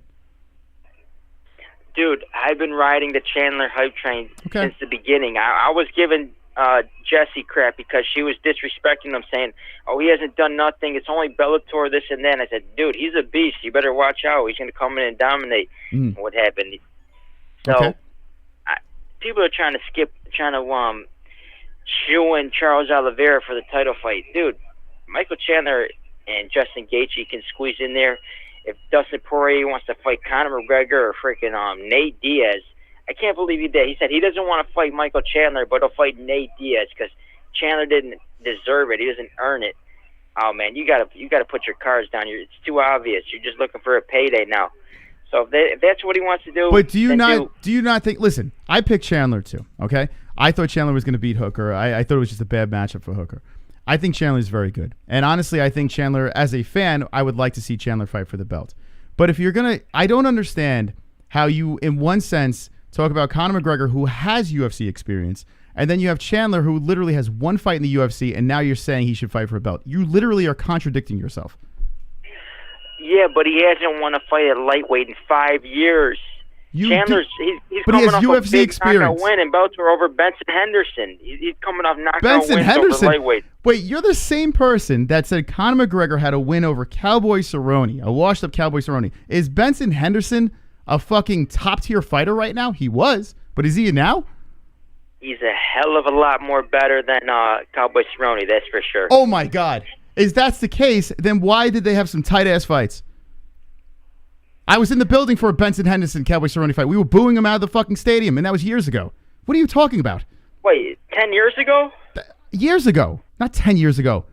I said years ago. Yeah, that's because Cowboys, he's too busy snowmobiling and drinking Budweiser. Benson Henderson take care of himself. You don't see a little bit of hypocrisy here, Kevin? Do you not see a little hypocrisy, my friend? Benson Henderson is not washed like Cowboy Cerrone. Cowboy Cerrone's been knocked out like 6 times in a row. Every time he gets in the fight, he's getting knocked out. Benson Henderson is not washed up. Are you really saying this? No, he's not washed up. I remember like KFC said Gillespie was beating Khabib. Smiley face. Gillespie still sleeping. Sleeping face. They're bringing up Gillespie now, but that's a story for another time. Thank you, Gregor. That's actually Gregor's ghost. Listen, Kevin, I mean, come on. You put Benson Henderson back in the UFC, he gets smoked by all the top guys, right, at this stage of the game. What? Nope. He's still a tough out for anybody because he's got that style where he makes it close, and he's always in a tough competitive fight with everybody. He was even at 170 fighting up-and-comers. This dude, Jason Jackson, is his last fight. He's still a tough out. You can't compare him to Cowboy Cerrone. Cowboy Cerrone is completely shot. What? Benson Henderson not shot. He's still a very good fighter. There's a reason why he's in Bellator. At least Cowboy's still in the UFC. He was coming off a win when he went to Bellator. Oh, my God. He beat a fucking... Wait, the guy's not even on the roster anymore, the guy he beat. He went up in weight and beat that big, good-looking man. What the fuck was... I don't even remember his name. I know exactly the fight you're talking about. He beat a fucking bum, and you're saying he came off a win? What was his name, the guy that he beat? I can't believe you're trying to say Benson Henderson is more washed up than Cowboy. The dude that he beat is not even on the UFC roster anymore. Every time Cowboy gets in a fight, he's knocked out. He's not even on every single time. Benson, you just said Benson is coming off a win against a guy that's not even on the UFC roster anymore. Does that make any fucking sense? Dude, you're clueless. Cowboy Cerrone is still on the roster. Cowboy could go over to Bellator and say smoking fools. It's a multiple-time UFC champion, something Cowboy Cerrone never tasted. God. Benson back in the day was a G. He was a G. Cerrone too. That was way back in the day. And let me break it down to you. I saw Benson and Cowboy. I saw them live. I saw them. Where was it? It was in. Where the fuck did I see those two fight? It was a terrible fucking fight. Oh God! It was like a decision. It was the most boring fight I've ever seen. Competitive fight between the two of them. How about this? Charles Oliveira, his big win against Tony Ferguson. Do you not agree that Tony Ferguson is washed? Yes. I mean, look at this. So you could say the same thing. I mean, Tony Ferguson just destroyed. Tony Ferguson got destroyed by Gaethje. I think Tony Ferguson is on the downcline. Yes. I also think Tony Ferguson beats Benson Henderson. He beats the brakes off of him. What do you think? Benson Henderson? No. Tony Ferguson is shot. You say Tony Ferguson loses to Benson Henderson. Are you really saying this? Based off his last 2 performances, yes. I mean, he hasn't even looked like a quarter of himself. The dude just getting dragged out wrestled, outstruck. We need to move on. Out jiu-jitsu. You're clueless. Okay, we need to move on. Kevin, what else do you have? James Vick. I take umbrage with people saying James Vick has a glass chin. He doesn't have a glass chin. He has a ceramic chin. Come on. Be more respectful. No, James Vick, the dude's just herky-jerky. I mean, I don't remember the last time I saw him fight, but I was watching him. He's like so unathletic. This herky-jerky, timid style, tentative. That was just a pathetic performance. Gotta go. Take it easy. All right, thank you, Kevin. Look at Kevin, spicing it up. Spicing it up. We may disagree, but he's a spicy caller. I like it. 516-522-0267. I mean, he has a point with the Conor thing. It's not like he doesn't. Conor gets special treatment. Yeah. And then he goes to Michael Chandler, who he wants to give special treatment to. It is the most bizarre. Like, he literally just shot himself. I've never seen a caller do that before. Like, completely prove themselves wrong within the next sentence. 281, you're live with the MMA-Holes. What's your name and what's on your mind? Hey, what's going on? This is Manny C. How are you guys? How you doing, Manny? Wonderful, wonderful, Manny. I'm doing well as well. This is late to the conversation, but I haven't been able to get through. The callers are just doing a good job of calling in. They are savages right now. The one thing I did, I was trying to call since the Conor fight. The only thing I guess I was going to mention was I think Conor was the only guy that could get Khabib out of retirement just because Khabib hates him so much and the money. But what shocked me is if Conor was really serious about that fight, I couldn't believe that Dustin Poirier took him down like in that early exchanges. Mm-hmm. Like if you're getting taken down by Dustin Poirier, doesn't that really concern us? Well, he's a black belt in jiu-jitsu. I mean, listen, Dustin Poirier trains with the American Top Team. The guy is a very good fighter. And listen, he's not Khabib. But to take down Conor like that, yeah, I can see what you're saying. If he can take him down in the open space like that, what is Khabib going to do in a rematch? I get what you're saying there. Yeah, that was the one thing that I was thinking. Because, I mean, it seemed like Conor was serious about fighting Khabib again for a rematch. Mm. And after I saw that, I was like, oh, man. But what do you think about Conor potentially switching camps? I don't think it ever happened, but, like, could it? Someone else brought that up, too. I don't see it ever happening. I don't even think that the camp is the problem, to be quite honest. I think if he were to switch camps, obviously he would have to go somewhere that's really going to hone in and perfect on his ground game because that's where he needs the most help and his cardio. But I don't think that this is anything that his current camp can't help him with. I just don't think that they really hone in on that skill very much. Listen, like I've said this before, I respect the fact that the man sinks with his ship. Like he's loyal to his camp, and I respect that. But it's not necessarily the smartest move. So you're saying you think he should move camps? If you imagine Conor McGregor, I've said this before. Imagine Conor McGregor training with American Top Team. Could you imagine what they can do with a Conor McGregor? Like, think about it. Sometimes you need a change of scenery. We've seen top fighters switch it up and reinvent themselves. Maybe it's a little stale. Maybe it is. I don't think he's ever going to change. I don't think I think he's sticking with SPG and that's that. Maybe bring in different sparring partners and whatever. But he's going to sync with it. I think he should. I honestly think he should. I would love to see it. I think. I think his camp that he comes out is good, but I mean, like I said, there's so many other big camps that could potentially make him better. Mm-hmm. You know, going out to Winklejohn because Dustin's with ATT, so he can't go there. Yeah, but he can go to Winklejohn. I don't think there's anyone that would have beef with that. Or how about him going to AKA? Well, he could. Do you really see him going to AKA? Yo, Khabib, no, yeah. I couldn't imagine Conor stepping foot even like 500 yards from AKA. Hey, Khabib, let's team up, buddy. There's so many of Khabib's like homies and that. Do you see the videos on there with all the Russians that are at that camp? They have a whole. Conor would get gang raped at AKA. Yeah, I don't know if that would work out Pretty too well. much. Yeah. And do you guys watch the videos where Habib and Cormier are busting each other's balls? Hilarious. Yeah. Yeah, we tweeted out. We said The best. they need to make a buddy cop movie, those two. They're very funny together. They need a reality show. Like, they live together in an apartment and just fuck with each other's, like, food and all kinds of shit. It would be awesome. Yeah, it's great. All right, that's all I got tonight. All right, Manny, thanks. All right, so that's Manny C. We'll play the video for you. It's actually pretty funny. Yeah, we tweeted out that they need a buddy cop movie. These guys, these two, their relationship. Habib is very funny. He's got that dry sense of humor, and then you got DC, and you could just tell the genuine, like, respect for each other, but the bull busting, it's great, man. Okay, ready? Here we go. Smart fighter. Smart. What is it? You do with this like very good, but shoes is not. Why you judge me? Why you judge me? I don't care. I'm like high level. Most of the TV. This is good. This is not okay. This is cold hard, brother. Very good. No.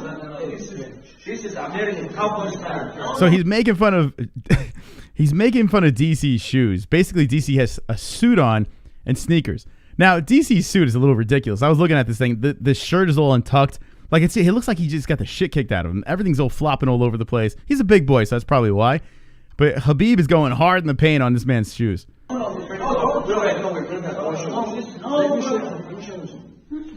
that you have 5 look at this. Wait, stop. And look at these shoes, coach. The guy named Coach, look at these shoes. Next time. You need like very good, like you understand that. See. This is something you go for a dog. When you do this, is very bad. When you do this, is very bad. Please, brother, you need good soup. No. Then he goes right back. He's like doing spinning elbows and shit. And he's like, please, brother, get the good shoes. Why? Because, brother, this is poetic, this is right, this is comfortable. You're like, don't do it right for second. When you go with your car, hey, so when you wear shoes every time, nice shoes every time? Brother, I have really nice shoes, but I never wear them. Of your shoes? No.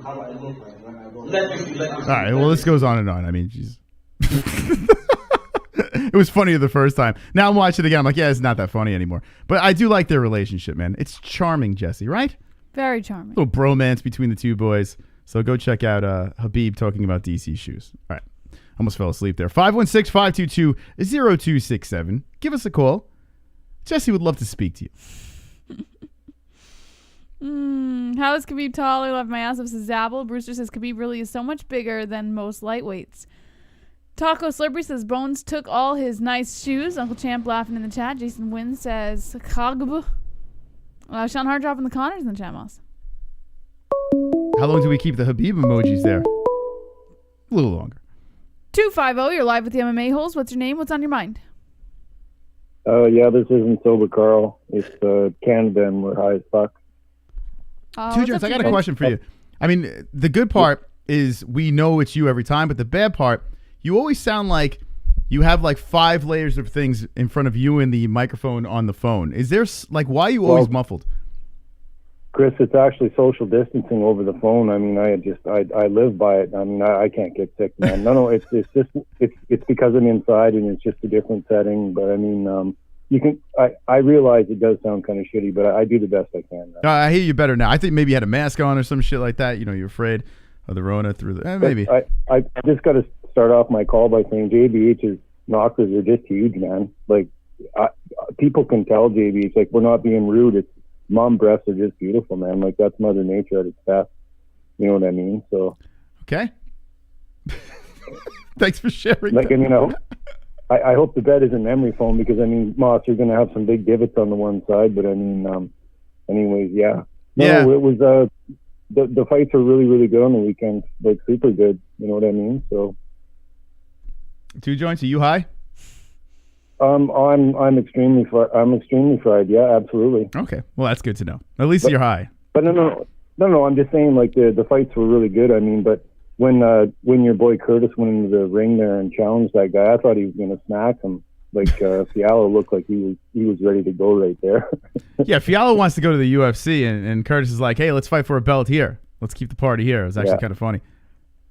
Oh, absolutely, yeah. Like, I mean, holy smokes. And I think Kevin's so full of shit, his eyes are down. Like, Cowboy's got so many records that'll never be touched in the UFC. Like, holy fuck, man. Like, I mean, I'm more of an NHL guy, and you probably know that, Moss. But as far as the fights go and stuff, I know for a fact Cowboy's fucking one of the best ever, man. Like, all those records that he has, man, there's just no way. I mean, listen, Kevin, he kind of shot himself in the foot. He had a decent point to start with, and then he just completely fell apart when he went into the whole Chandler route. But it's all right, man. We love Kevin. He crumbled like day old pound cake when he said something about Vick, because Vick goes down more than Andy Dick at a gay wedding, man. Like, that fucking dude, man. He just looked even confused when the announcer was doing his thing there. The camera panned over him, and he just looked like he was a fucking deer in the headlights, man. Yeah, like, wasn't a good night for Vick. But, I mean, yeah, that's the way it goes. So I decided to give you guys a quick call, Moss, and RAP to Screech from Saved by the Bell there. That's a real shame, man. Fucking dude, he's super young, I think. You know, I didn't think that Screech would have died during Black History Month, you know? But well, unfortunately... the whole thing was, man, we're all kind of the same age here, and I'm pretty sure we all fucking soiled a few cotton socks over some of the girls he worked with on Saved by the Bell, man. There was some real hotties, Moss. There was like a couple of blondes, a brunette, and there was this one African-American girl. She was just fucking fine as wine, man. I mean, oh my God, but... I mean, it's a real shame, but yeah, kind of thing. So, sweet. Anyways, okay, I just give you guys a quick call, Moss, and keep doing what you're doing. Everything's tremendous. So, thank you. Canada, love the show. Thank you, too, Jess. All right, talk to you later. Bye. What a sweet call. That was a beautiful call, Jess. Right? An interesting call. I gotta be. Screech did pass away. Saved by the Bell. Yeah, Lisa Turtle is who he's talking about. I used to watch Saved by the Bell all the time. It's like the cheesiest show ever. But yeah, it was a guilty pleasure when I was a kid. But yeah, he was 44. He was born the same year I was born. A couple months older than me, but man, 44 years old, had like some weird ass cancer that hit him. I just like took him out quick. Nuts, man. I didn't see his porn though. I missed his Screech porn. Unfortunately, it's a damn shame I missed that. But Lisa Turtle wasn't white. It wasn't Lisa. No, she was the black chick. 516-522-0267. Who was your favorite Saved by the Bell character in honor of Screech? Rest in peace, Screech. Pretty fucked up, man. He was supposed to fight Bagel Boss. He was going to step in and fight Bagel Boss. That never happened. No, Lisa did not pass away. NH. How you doing, NH? Hey, how you doing, Chris? Wonderful, wonderful. Wonderful, wonderful. Wonderful, wonderful. So what's, I mean, I'm sure you're fired up. I got a beef with Kevin. Okay, let him have it. What the hell is he talking about? No way. Yeah, Benson Henderson is not, better. He's not. Benson Henderson went to Bellator. I don't care if he got a contract or whatever. They were letting him go for a reason. Go see. Yeah. Cowboy's not washed up. And Cowboy's a lot better than Benson Henderson. In the day, Benson was good. I don't know what the heck he's talking about. He's crazy, nuts. I don't know. And I don't know what the hell's he'll going never on. have the record or the everything that he's done. Okay, that Cowboy has. It's crazy. It's absolutely crazy. But you know, listen. Yeah. He's high on Michael Chandler, and I understand it. When was that Benson Henderson fight? It was in 2000 and Cowboy beat Benson Henderson in 2015. Mm-hmm. My God. Yep. I think this is the one I was at. Hold on a second. It was a fight night. Let me see what fight night. It was fight night 59. Yep, I was here. I was in Boston. So I saw this fight live. We were booing the shit out of it. It wasn't the best fight. I remember, if I'm not mistaken, I could be wrong, but I think Benson Henderson was supposed to fight someone else, and Cowboy filled in, I think. I think it was a close fight. I'm almost positive it was a very, very close fight here, but I remember we were booing. Like, we were shocked because we were so fired up to see Cowboy Cerrone live with Benson Henderson. We were all fired up, and it wound up being a little bit of a letdown of fight. But regardless of the fact, Dan, Cowboy won. Yeah, that's right. He fucking beat him. What is Kevin talking about? I know. And he still beat him again. I'm sorry. Benson looks horrible in Bellator. I'm sorry. I don't know. Yeah, I've seen him fight in Bellator. He hasn't done very good. Sometimes Kevin has some brain farts, but we still love him, right? I think. I don't know. Okay, yeah. What else you got, Ann? You can say you love him. Love him very much. A love-hate. There you go. How about that? I'll say love-hate. All right. Fair. I can't argue that. That's fair. Okay. That's good. Okay, the fights, Overeem and, fighting. I think Overeem's going to win. I want to pick him. I have good faith in him. I'm nervous, but I think I might pick him too. I feel like this is it for Alistair. This is it. This is his last hurrah here. I think he could beat him. I really do think he has the tools to beat Volkov. Volkov's very tough, but I'm gonna go with the old man, and I think so. Let me see the odds on this thing. He's a slight underdog. I kind of like it.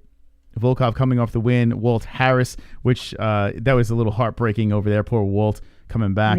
Then got manhandled by Blades, and I have to think that not manhandled, but just blanketed by Blades. That's a better way to put it. I think Overeem's going to do the same thing. I think Overeem's going to try to smother him. I think that would make sense. But if he does that, he'll win, because I don't think Volkov will stop that. Now Volkov's going to have to come at him. With his punches and striking, because once he takes him, I don't think he'll have a chance. Yeah. Yep. Smother the man, grind him against the fence, try to drag him down, little grounded pound action. I think that'd be the key. Jess, who do you pick in this fight on Saturday? I'm probably gonna go Volkov. Okay. I think it's a smart pick. All right. He's win-loss though, Jess. That's okay. Yeah. Okay. Okay. Yeah. Hey. Well, a lot of people are going for Volkov. She's gonna say he's younger and faster and all that, but we've seen how that. Yeah, that doesn't always count. Volkov should win. We've seen what happens. Yeah, Volkov should win this fight, but we'll see. He's not a pushover, that's for sure. That's right, Ann. I think, like you said, once he takes it down, starts smothering and gets him up, I don't think he has a chance. So, what do you think about Bellarici, Ann? Ooh, what? Sorry. What do you think about Bellarici? Oh my God! Yeah. I was just like, holy shit. Very beautiful. Yeah, Mike thinks so too. Yeah, what did Mike think? Bellarici put us on our Instagram too. Look at like that. The rest of the guys drooling and having, good old, yeah. Mike was into it, huh? Yeah. Yeah, disgusting. He was like, oh my God. Terrible, absolutely terrible, right? Yeah, Bellarici, very nice of her to put us on our Instagram too. It was kind of cool. Look at that. Look at our look on our face, Jess. It's like we saw a ghost. So what's going on with Mike right now? Is he getting all fired up, getting charged up?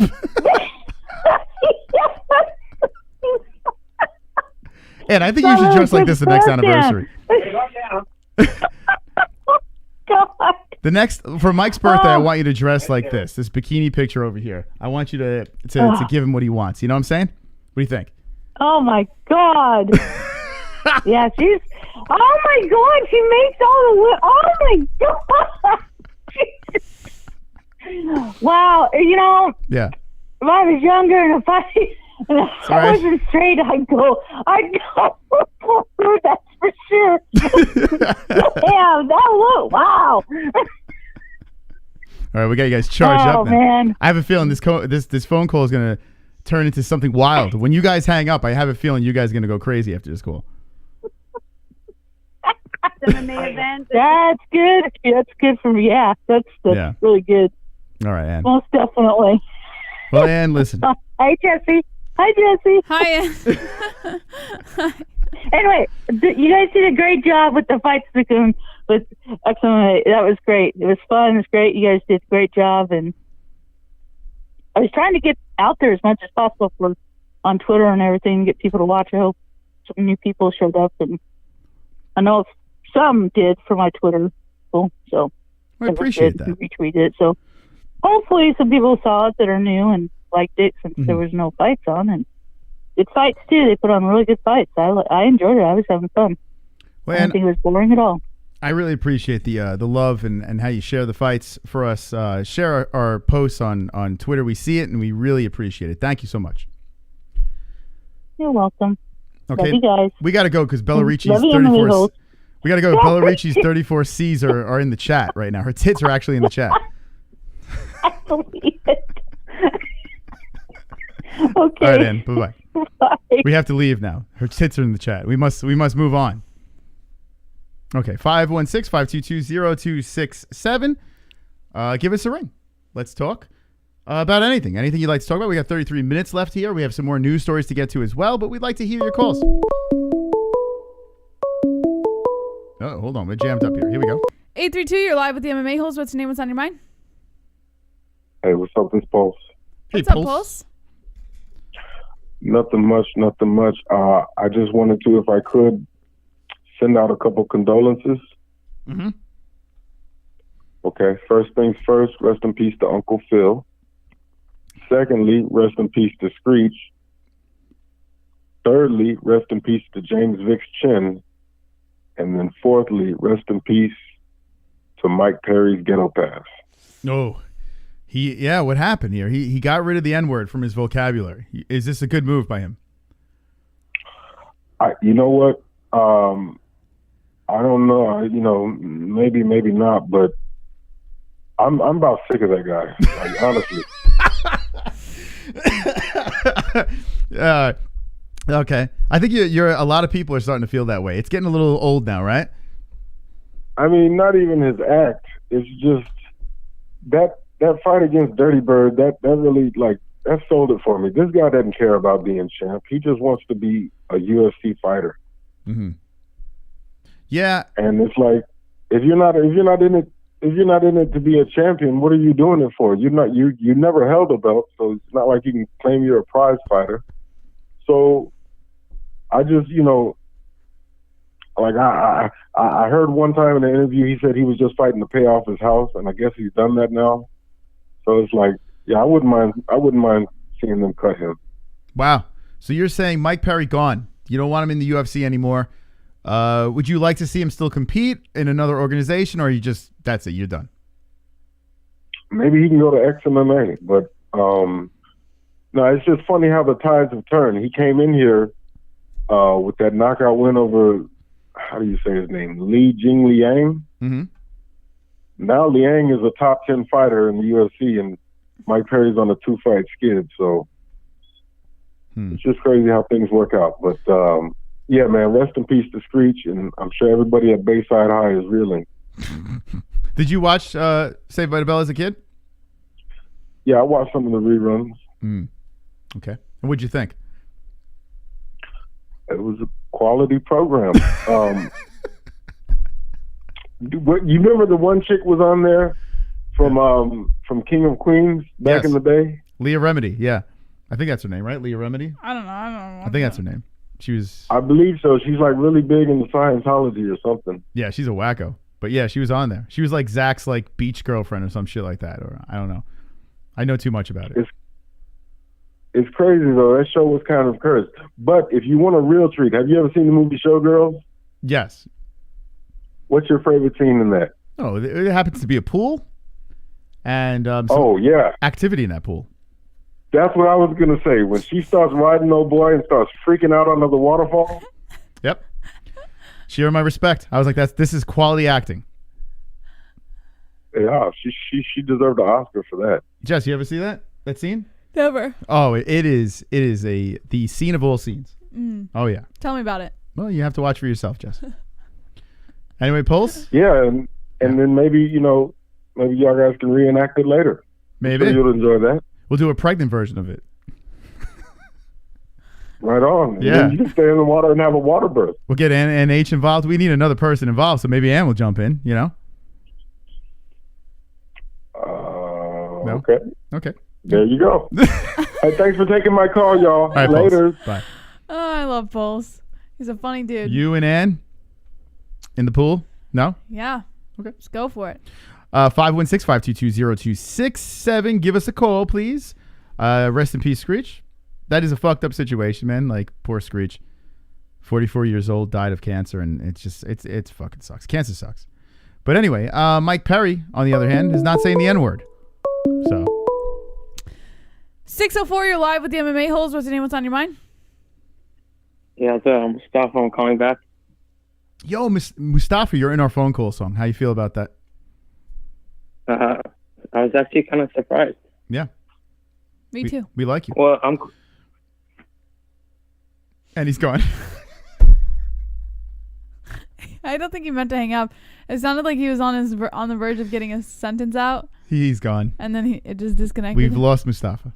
Bye, Mustafa. It was nice speaking with you. The circle of life.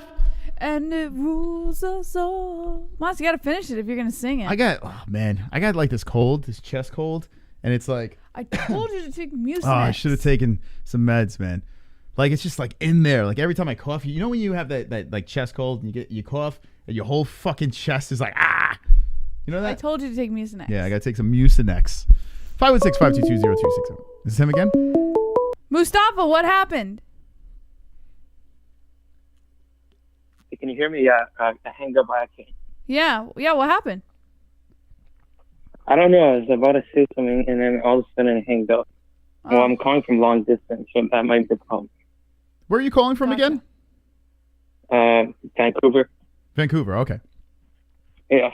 So I was about to say, I actually think Khabib will come back, but I think he will have to fight Charles Oliveira. So I think in the meantime, Nate Diaz should beat up Dustin Poirier, because I want to see Nate Diaz finally shut that guy up. Okay, so I remember in your last call you did bring up Nate as well. You're a big Nate fan. You know, yeah, it's not impossible because Poirier was saying that he's cool with taking a fight. Like, he wants the belt, but if it doesn't line up, he will take like a novelty fight. He was supposed to fight Nate once before. May happen. It's not impossible.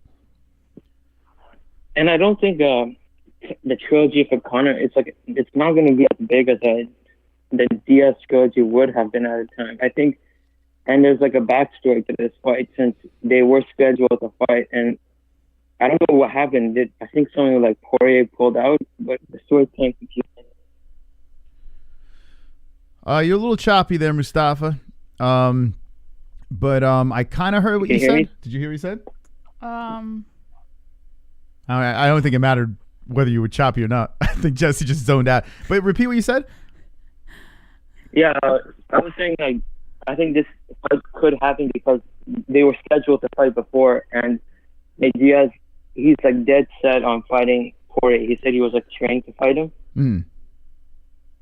So, do you think it will happen? So the fight that was scheduled was Poirier and Diaz, and do I think it will happen? Finally come to fruition? Yeah. Right. I'm gonna say no. I'm gonna go with no. If I had to be a betting man, I would like to see it. I think it's possible, but I'm gonna say no. I'm gonna go with no. So who do you think the mystery man for Nate Diaz is at lightweight? Because Dana White said they're looking for a fight lightweight. I feel Conor. I feel it's Conor. But if it's not Conor, you can put Tony Ferguson. You could put Phil. He said that before the Poirier fight happened. Yes, Poirier was supposed to happen with him. I feel that ship has sailed. I'm not saying it's impossible that they won't put that together, like I said before, but I do believe that if it's not the Conor trilogy, I do believe that Tony Ferguson is a very good option for that fight. Yeah, I think that's a pretty easy fight for Conor. And, like, Tony's, like, completely done. I don't even know who he can even beat unless he wants to fight, like, very below the ranking. Okay. Well, Mustafa, I apologize, but you're very choppy right now, and I'm catching every other word, but I kind of got what you're saying here. Appreciate the call, man. All right, have a good one. You too. Poor Mustafa. He's calling in from Boost Mobile or something. 516-522-0267. You know what it is? It's Canada. Two joints had the muffled phone, and Mustafa had like the choppy. Hopefully that can get cleared up. I think he was saying Diaz, right? At the end, I feel like he switched it to Conor, but I don't. It was so choppy that I think I got the idea of what he was saying, though. Unknown caller, you're live with the MMA-Holes. What's the name? What's on your mind? Hey, guys. Do you guys want to say hi to my girlfriend? Yes. Hey, baby. Come say hi. Hey, baby. Don't be rude, baby. Come say hi. Oh, she's just shy, girl. She's just shy. Wait, what the fuck? I can't. Whoever did that.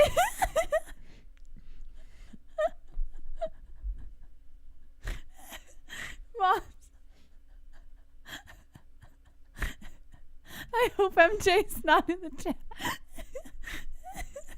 Oh, God. Unknown caller, you're live with the MMA-Holes. What's your name and what's on your mind? Hey, it's Good Luck, Colin. Hey, Good Luck. What's up, Good Luck? Yeah. Yeah, baby. How are you What's guys up? doing? We're doing wonderful, wonderful. Wonderful. I'm wonderful. Nice. So I just wanted to talk about Overeem coming back and CTE. It's kind of crazy how many knockouts he's had, right? Yes, sir. Yeah, he's been knocked out viciously, for sure. Oh yeah, and by the way, how's my connection? And I'm also from Canada.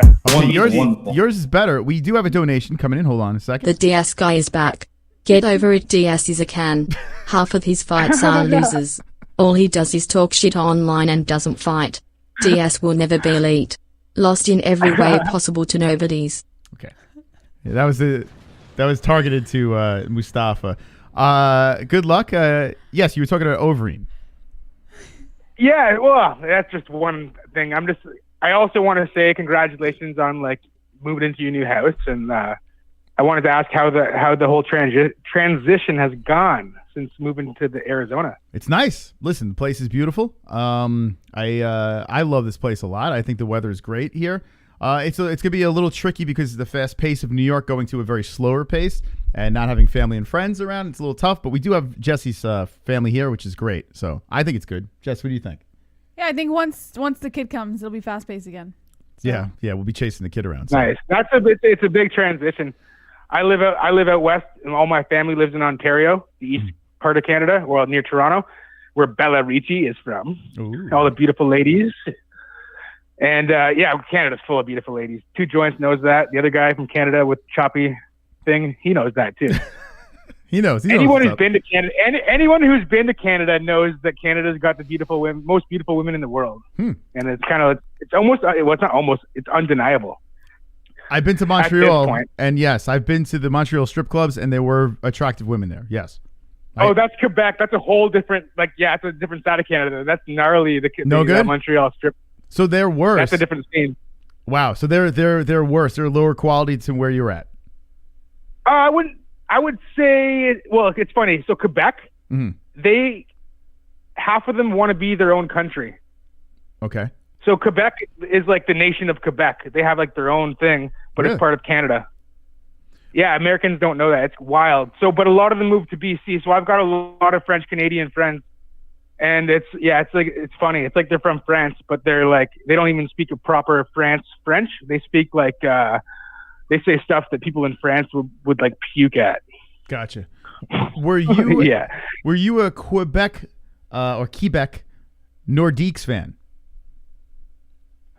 It's funny. I was a hockey fan. I used to grow up. When I grew up, I used to collect hockey cards, played hockey, and I was a fan of the Nordiques. But then it was '96 when they became Avalanche, and then I became an Avalanche fan, and it was mainly because I liked Patrick Waugh because I was a goalie, and they won the cup that year. So. Yeah, they had a great team. Yeah, I remember the Nordiques as a kid. The team name was the Nordiques. I don't know what Nordique means, but I remember when I was a kid, I was like, "What the hell?" It's the French version of Nordic. Oh, okay. Well, that makes sense. Oh, I love it. Yeah, the Nordiques. Yeah. Okay, well, that sounds cooler. Anyway, all right. So, what else you got, man? Anyways, got to MMA. The fuck? Did you just have a? Sorry, that was the only reason I even brought that up is because my family is actually driving across the country right now. Can we just get back to what just happened tomorrow morning? And they're driving from Toronto from like outside of Toronto to my house, and they're helping me fix my house up in BC. Okay. So that's why I was like, wow, that's why the road trip came into my brain. Sorry, I was with you guys the whole time for the live streams. It was fun. Why are Canadians so nice? What's up with that? Maybe we're humbled because of the vastness of our country. Kind of like people who live near the ocean. I don't know. Ocean people. Yeah. That could be one reason. But when you get into like crowded areas like cities and stuff, people are dicks just like everywhere else, right? Yeah. That's true. You overpopulate and then all the assholes come out for sure. Well, I think Canada notoriously, like Americans are kind of assholes for the most part. Let's be honest. Yeah, I've never met a nice American. Yeah, we're all privileged fucks, especially if you're from New York. I wouldn't. It's because there's so many, but as soon as something goes down, people, like when 9/11 happened, it was like the day after 9/11, people were so friendly, right? You guys were in New York, right? Yeah. I was really young at that time, and I didn't even hear about it till like the afternoon because they didn't do anything in Canada for our school. We didn't find out about it until I was out of school. But the next day, I heard about, like, I have American family, and they were just saying how, like, that next day was just like everyone was so friendly. Yeah, right? it was a wild scene, man. When that happened, everyone came together. It was nuts. And that's what needs to happen. This pandemic, hopefully, that is the bright side of this whole thing. Is everyone can like look at the bright side and just like get together and help each other out, because that's what's going to need to happen in like if this shit show keeps going. You know what's bringing us together? MMA. The UFC. Oh, I thought you were going to say Canadians. And Canadians. Do you know that... As much as fighting pulls everyone apart, it also brings us together, right? Did you know that racist Americans call black people Canadians? Did you know that? Oh, really? I did not know that. That's Racist fucking... hilarious. Yeah, I remember when I was younger, I had a couple of friends that were fucking knuckleheads. Uninformed Americans. And they were uninformed Americans. Yeah, they would call black people Canadians. That was their code word for black people. They were like, "Yo, the Canadians are here." I'm like, "What?" No joke. That like I've never heard that before. Yeah, it's so weird, right? Now, how do you feel about that? Well, I've watched South Park since episode 1. Yeah. Right when it was like, like the Canadian TV guys. I'm going blank with their names right now. Oh, Terrence and Phillip. But Terrence and Phillip and Ike when they used to kick the baby and stuff, right? And like, every Canadian's head used to like. I think that's what it is. I think Canadians are notoriously super nice for the most part. They come across as nice at least, and everyone pokes fun at that with these ridiculous jokes. But maybe that's what it is. I have no idea. Anyway, all right, fun facts. So anyway, I have one question. CTE. Yes. With Overeem, how many knockouts he has? He's been knocked out like 10 times, right? The dude has no chin left. Well, it's not about chin though. It's like, why are they still commissioning these fights? Do you think that's a little crazy?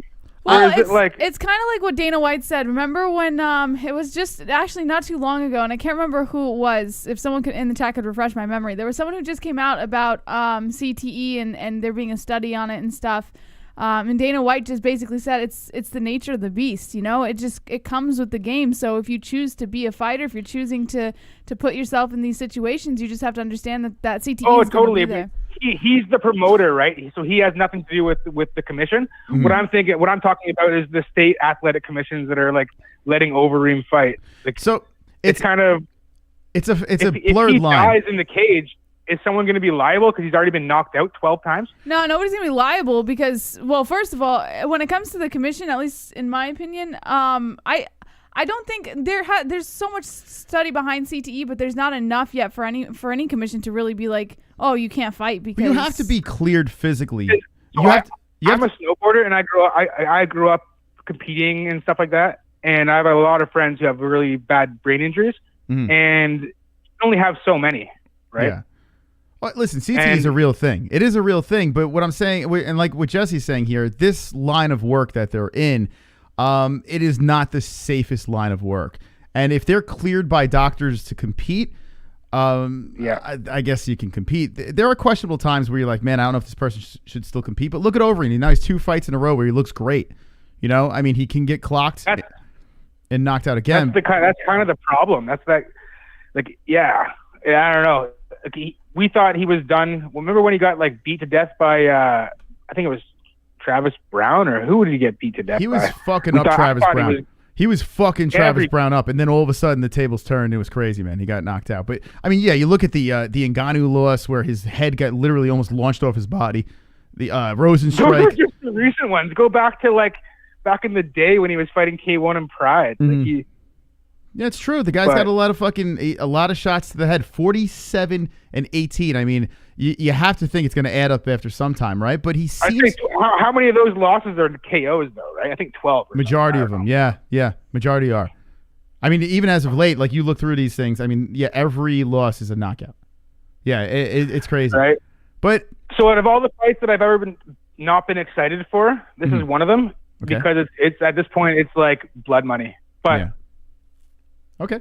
I'm still gonna watch it. I'm still gonna watch it, and I respect Overeem for everything he does. And if he wants to do it, I'm for it. But I just can't believe that this is actually like someone's got to tell the fighters when they can't do it anymore, and when are they going. They commission any fight these days if it's for money, right? Listen, it's fair to be concerned. It's a dangerous sport, so I understand your concern. But Overeem's a legend. That's it. That's like, that's it. That's all. I don't want him to not be a legend. Yeah. Like, think about what he's done. He was a Strikeforce champ, K1 champ. How many people can say they were a K1 champ and an MMA champ? Oh, the guy's a Hall of Famer. I mean, in many organizations, like this guy's a legend, no doubt. I'm with you. By the way, you just gave Walt Jr. in the chat CTE just from this conversation. Did you know this? No. Yeah, I never knew that was possible, but you were the first caller to give someone in the chat CTE. I think you deserve an award. Amazing. Thanks for keeping me on the line so long to give someone CTE. Too long. Well, listen, you bring up a good point. Thank you, man. Good call. Good call. What's your name? What's good luck? Good luck. Yeah, man. All right, my man. Take care. We had to get him out of here. He's giving too many people CTE. I didn't know good luck was from Canada. Yeah, a lot of Canadians. Listen, Canadians are awesome. They're good people, man. They really are. Moss, do you want to move to Canada? No, not at all. Too cold. Nope. No, thank you. I do. Ellie could have I'm in the dual desert, baby. This is the way for me, man. Desert with palm trees and fuck the snow. Like in New York right now, in Canada, there's snow all over the fucking place. I would love to. Thank you. At least visit. You want to go Get on out of vacation here. to Canada? I'm retired from real life. Would you visit Canada with me at least? Yeah, I would visit for sure. Listen, when things are open, I'm visiting. There's no doubt. Like I feel like when events are in Canada, let's go. Let's. I would love to go to Canada. I want to. Going to other countries and other states, it's like playing with other people's babies and then giving them back. I want to see the moose. You know? The meese. Like we give the baby back. You know that's it. The animal back too. You know, you just play with this cute little dog. You can just give the dog back. You know, go back to our beautiful desert. You know, I'm cool with that. I'll visit, but I'm not staying there. There's no way. What do you think of his call though with Overeem though? I mean, he's right. The man has suffered a lot of trauma to the head, but I'm still cool at watching him fight. Maybe I'm a nut. Yeah, I don't mind. Listen, I'm with you, and I'm kind of like a little bit of a psychopath because I don't care if they have CTE or like I don't give a fuck. If you choose to be in the game and entertain me, then I'm gonna watch you whether you live or die in the cage, you know. So maybe it's a really fucked up way to look at it as a fan, but you're making the choice to be in there, not me. So Bruce Buffer said it himself, you know, when he was on the show. He said basically this is what you signed up for. This is your job. Not you didn't sign up to kill yourself. You're supposed to be protected. But at the same time, if you are cleared medically to fight and there's no signs of any sort of injury or illness or whatever, this is it. You sign on the dotted line and you hope for the best. 516-522-0267. I mean, football, if you think about it, football is way more dangerous. Hockey is way more dangerous. Hockey, you have a fucking stick that you beat your opponent with. You know, think about it.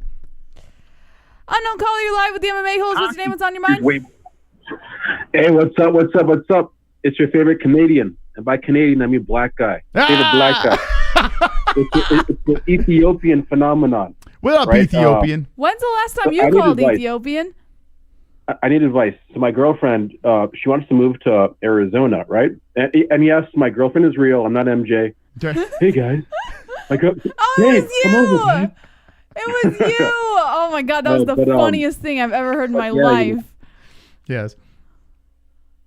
Oh. He's gone. He hung up. 516-522-0267. He's gone. I don't know what happened. I think MJ hacked into the line. Thank God MJ's not here tonight. Get this fucking guy out of here. MJ was going crazy. He was super generous last night. Oh, he said his reception's really bad. He wanted to ask for advice. Call back for the advice. 516-522. Ethiopian Phenomenon's been here for a while. Yeah, when's the last time we heard from him? It's been a while, right? Oh, he's been in the chat. He's been in and out. I've seen him. On the calls. We gotta find out what he needs help with. 519, you're live with the MMA-Holes. What's your name? What's on your mind? Oh, awesome. Wow, what's up with the phone line? 516-522-0267. Call in. It's odd. Quite odd.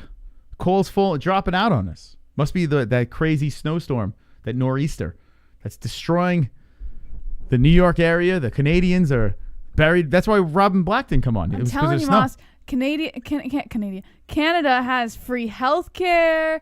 They're nice people. Everyone there The is healthcare so thing nice. is cool. But I heard the healthcare is shitty though. Like everyone's got like covered, which it should be like that everywhere. Yeah. But if you go see a doctor in Canada and you see a doctor in New York, you're getting way better treatment in New York and some of these bigger places than you are in Canada. Well, I don't know about that. I've You never got the done better doctors, right? I don't know. I've never done research on. But I'd treatment rather in free Canada. shitty doctors, honestly. So I'm kind of with Canada. Give me a free shitty doctor. I don't give a fuck. And they have a whole bunch of snow and pine trees. It's beautiful. I'm sure it's and beautiful. moose, and they can smoke weed there. I love hockey. Hockey. Do they play rugby in Canada? I don't think so. I don't know. I have no idea. The food I've heard is pretty good. Poontang? What's it called? Poontang? The French fries with the gravy and the... Poontang. I think it's called poontang. Right? What do you have in Canada? Poontang? French fries and gravy is fucking delicious. I was introduced to that. You ever by hear Moss. that? I think it's poontang. But did you ever hear that? Yeah. I did not know that. I had it in Montreal. I'm just saying, Poutine. Canada. Oh, it's not seems poontang. like It's poutine. Poutine. Yeah. Canada seems Good. like the place to be, Moss. Although it's like you can get it in a diner. How over- about this? You won't live there long term, but what if we move there? Like what if we become You rich, don't want to live there. Trust me. super rich, and we get a second home in You don't want to live Canada? there. You don't want to go there. I'm telling you. Look at like even Two Joints is saying it's a mess. You don't want to go. You're in America. Listen, America sucks too. Don't get me wrong. But I love America. until you leave America, you don't realize how lucky you are to be in America. It's a gift. I love America, and I never take it for granted living here. You are. But You want to leave. I would like to visit Canada and maybe have a second home in Canada. All right, 516-522-0267. Listen, I'm sure there's beautiful places in Canada, like everywhere. There's beautiful places, but I'm good. We can visit. Yeah, go somewhere there in Canada. You know, snowbirds. What are you doing? Why is your tongue white? I'm just from my shake Moss, do you or brush your jizz. tongue? Look at my shake. This is what I've been sucking on. Keep on asking. Unknown caller, you're live with the MMA-Holes. What's your name? What's on your mind? New York to Canada, New York to Arizona is like two different countries in itself. They're just 516-522. trying to get in, man. 0267. We gotta get some new callers here, man. You can't be hogging the lines.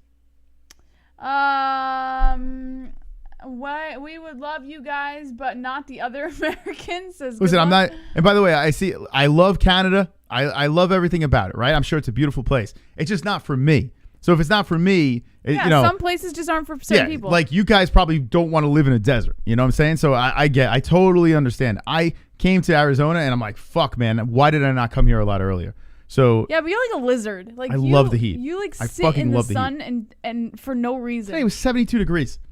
People are buried in I don't snow. know. I don't know and how I'm he in does my that. shorts outside. My balls are like sagging out of my pants. He'll find any excuse to be out in the sun. Who doesn't want to be in the sun? So weird. Like people are posting videos of frolicking in the snow. I'm like, that looks like it sucks. I've been there, done that. It's not that fun. You're freezing your hands. You can't feel them. You can't feel your feet. I like that. You're soaking wet. You're not soaking wet. Fuck that, man. Yeah, nah, I'm not. Listen, everyone's got their own thing.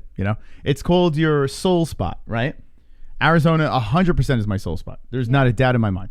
Now, maybe it's not yours. I believe it. When we visited, the reaction, you could tell. Yeah, as soon as I got here, I was like, fucking A, look at the view. Yeah. The sunsets, the freaking mountains, the palm trees. I mean, like, what? Now, I do miss the ocean, of course. In New York, we have beaches and stuff like that over there. Oceans are nice, but we have lakes here. We have the fucking Grand Canyon, which was mesmerizing. Like, fuck that. I'm good. Yeah. All right, 516-522-02. I don't know if the phone lines are jammed up or what. We'll give it 30 more seconds, and then we'll just hop back into the rest of the news and call it a night. Yes, sir. A little bit. Or we can just hop in now if you want. All right, let's go into the news. Fuck it. Well, no, you can keep them open, and we can go into the news until someone calls. All right, let's back in it. All right. So we already talked about the whole Dustin Poirier thing. Darren Till refutes Uriah Hall's knock of Adesanya, according to MMA Fighting Newswire. He said you can poke fun at Israel Adesanya, but you can't knock his middleweight record, says Darren Till. He called him Adesanya. I did see that. He said he fought all killers, and then he's picking fights, and maybe he has the leverage, but maybe I think that way because I want to fight him so bad. I really want to fight him. So basically, Uriah Hall was, talking a little shit, trying to get Adesanya's attention, and Darren Till came to the rescue. He's a bully boy loser. When do you ever see Darren Till come to the rescue of people? That's a little weird. Listen, he's just he's a great human being. Nah, he's lobbying for a fight with Adesanya. Okay. Well, he's fighting Vittori, right? Yeah, he's get past Vittori that fight's first, coming up. please. Vittori's gonna be tough. Yeah, you have your hands full with the Italian. Kamaru Usman doesn't see clear contenders after Gilbert Burns, according to MMA Junkies John Morgan and Danny Segura. He says no one really stands out. He says none of them have really broke out where it's like this guy is next for me. So they're kind of in that thick and in that picture where they basically trying to make themselves the next guy up. 509, you're live with the MMA-Holes. What's your name? What's on your mind? Hey, it's me, Nicole. What's up, Nicole? How you doing? Nothing. I'm stuffing my face with ice cream, but yum. 2 joints wanted me to call in, so here's 2 joints call. Nice. Ah, okay. What kind of ice cream you eat? I don't know, some snow, not a snow cone, an ice cream cone. How high are you? I'm not at all. I'm really tired, actually. Oh, okay. So, all right. So what's going on? What's new in your life? Not a damn thing. I work.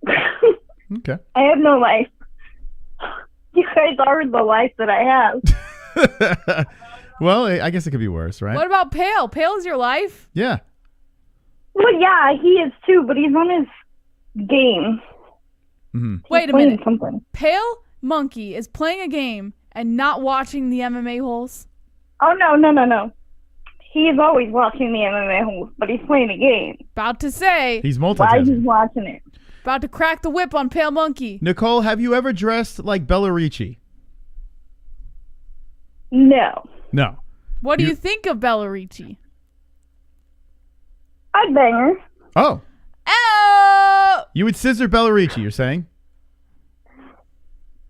If I got down like that, yeah. Wow. She's hot. Yeah. Like, there ain't nothing wrong with that. I'm secure with my sexuality enough to say that, I think. Okay. Just we feel like, listen, we have some OG females, U and H. Here we have to ask these hard-hitting questions here because Bella Ricci comes in hot with these bikinis and stuff like this, and I want to make sure that these girls, she's accepted by you guys, the OGs.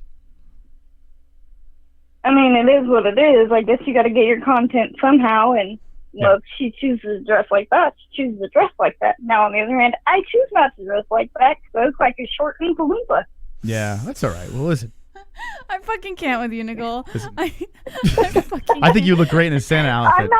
I'm not really that big. Okay. I'm just really short, so I just look like I'm fluffy. Okay. Fluffy's good. Fluffy's not bad. But there's 3 things you should never ask a woman unless How big are your breasts? she's under the age of 18, which is what's your age, what's your weight, and how much money you make. I don't think we got the opportunity to know how big your breasts are, though. How did we ever find out? I don't think we ever asked, though. We asked every other woman. We never asked Yeah, Nicole. we got to know your breast size if we got to know everyone else's. No, your guess is as good as mine. You don't know what size? She knows what size. Listen, my penis is about like 4.5 Look, inches. I'm a 38 double D. What? No way. Yes. Are you really? 38? Yes, it sucks.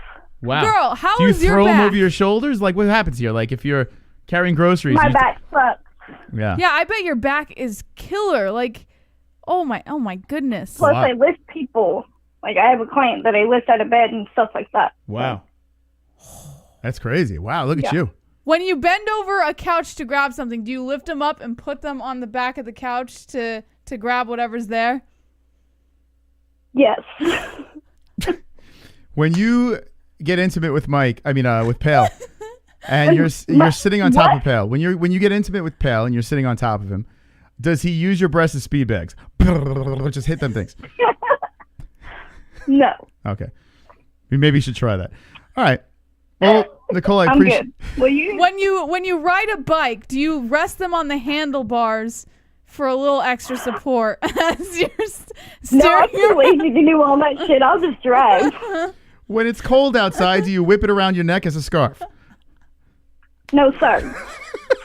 All right. Do your children come up and snuggle under them to keep warm? When they were babies, yes. Now they don't want to snuggle with their mommy. All right. We got a lot of answers tonight. Oh, I love you, Nicole. You're the best. Thank You're you. a good Nicole. sport. Have a good night, guys. You too. Enjoy the ice cream. What a good sport. All right, let's get through the stories real quick and get out of here. All right. Paige Van Zandt says she's not afraid of getting bloody in BKFC. Says she heard statistically that scars make you more attractive. I think that applies to men, but not women. So I think she might be a little mistaken. She's badass, Paige. But she's not afraid. We'll be reacting Friday. Screw it. We'll be reacting Friday night. Paige Van Zandt, Bare Knuckle FC. Yes. All right. UFC 259, Dana White reveals will take place in Las Vegas with limited fan attendance. Get that, Moss. The first Las Vegas event with fans in attendance. Okay. For UFC 259. I'm pumped, man. Listen, it's time. It's time to open it up. Vaccines are here. Let's stop this BS. Let's go. Yes, that's right. Calvin Kattar's head coach Tyson Chartier. I think this is William Knight's coach too. Is it? I think so. He explains his decision to not stop the UFC Fight Island 7 fight back with Max Holloway. Remember that fight back a couple weeks ago, Moss? And everyone was like, why didn't they pull Calvin Kattar out of the fight? He was getting pieced up, blah, blah, blah, right? Yeah. Well, he said, the one thing I won't tolerate is people thinking I don't have Calvin's well-being at the forefront of my mind the whole time. He said, I have to keep Calvin from working out. He's pretty normal. His family, his mom, his brother-in-law is in town for the week, so he's been doing a lot of time every day. It's me saying, hey, relax. The day after the fight, he was riding an exercise bike and asking if I could go for a jog. And we were like, no, you got to rest a little bit. He's antsy. He's itching to get back to work. But we're obviously going to be prudent. I'm leaning on the UFC Performance Institute and their staff a lot to make that we are err on the side of caution coming off of a big fight like that. Calvin hasn't had a break since he came into the UFC. Before the Ricardo Lamas fight, he had a little bit of a break after the Chris Fishgold fight while we were working out a new contract. Since then, it was Lamas, Zabit, and then right into camp for Jeremy Stevens for 18 weeks. Then right from there, it was a quick turnaround against Dan Ige. But basically... Ige. I'm sorry, Ige. I always say Ige for some reason. Ige Lord. I don't know why I always say Ige. All things considered, for how it looked on TV and how a lot of people were concerned after, he's doing well. Easy for me to say as the guy who didn't get hurt, but he's in good spirits. We're trying to reel him back from not jumping back in the gym too quickly, but we're all being safe on our end. He's all right. He didn't really acknowledge too much about why he didn't stop the fight. It's okay. But he made on. it clear that he always had Kattar's best interest. He lived. Yeah. He lived. He didn't die, so. Yeah. No harm, no foul. Another thing you might be interested in, Moss, is Jessica Penne is returning from her suspension, and she's going to be fighting Hannah Goldie at UFC 260. Oh, we know. We're familiar with Hannah Goldie. Yeah. Got to interview her Premier FC. Yeah. When Only reason I chose this article because Hannah Goldie is going to be. I tell you what, Hannah Goldie is a good striker, but this is a little. It's I was a tough wondering fight. what happened with her in the UFC. We haven't seen her. So she's getting another shot. Yeah, she I guess. basically was kind of on that weird cusp. Yeah. Like where she had a bunch of chances here.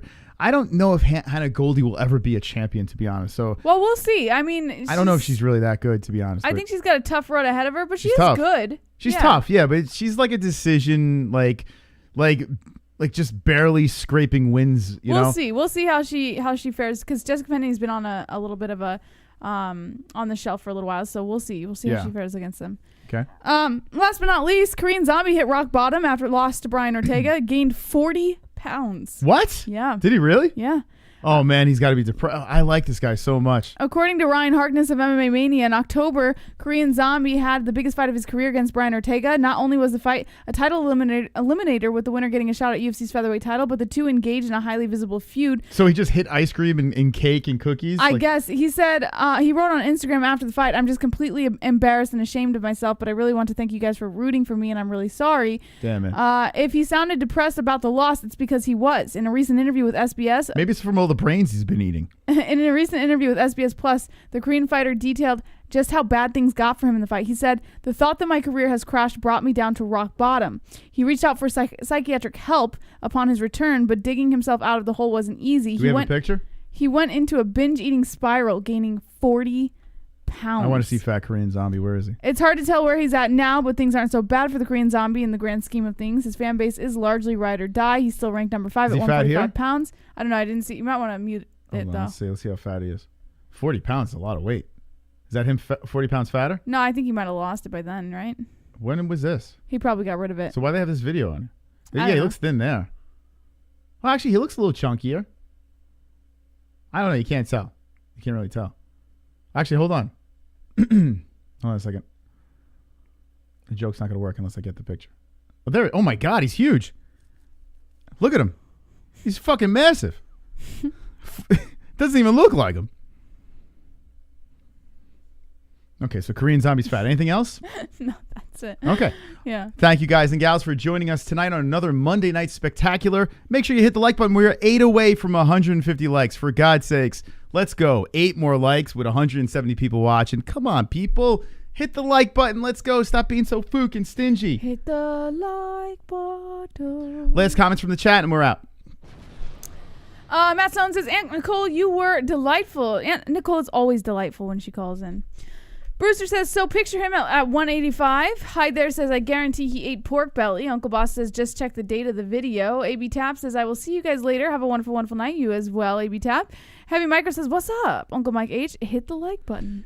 We did it, boys and girls. We did it. You guys have made dreams come true. Let's end this on a high note. 150 thumbs in the air like you don't care. Come on, people. Let's go. Like you don't care. 150 thumbs in the air like you don't care. Open up your bra, show your tits 7%. Yeah. MMA show with the holes and the bullet. Yeah. JBH with the news. You really can't compare. Throw your thumbs in the air. Throw your thumbs in the air. 150 thumbs in the air like you don't care. 150 thumbs in the air like you don't care. 150 thumbs in the air like you don't care. 150 thumbs in the air like you don't care. 150 thumbs in the air like you don't care. 150 thumbs in the air like you don't care. Yes. The dislikes can listen to Tyron Woodley rap. Ladies and gentlemen, thank you so much for watching the show tonight, participating. You are all wonderful, wonderful. On the community section, we have questions for Robin Black. He's coming on Wednesday night. So if you have any questions, throw it on the community section. We'll pluck from those questions during the interview. We'll see you Wednesday. All right, Mom's already covered it all, so I'm just going to say this. Thank you so much for joining us. Don't be an a-hole. Be an MMA-hole.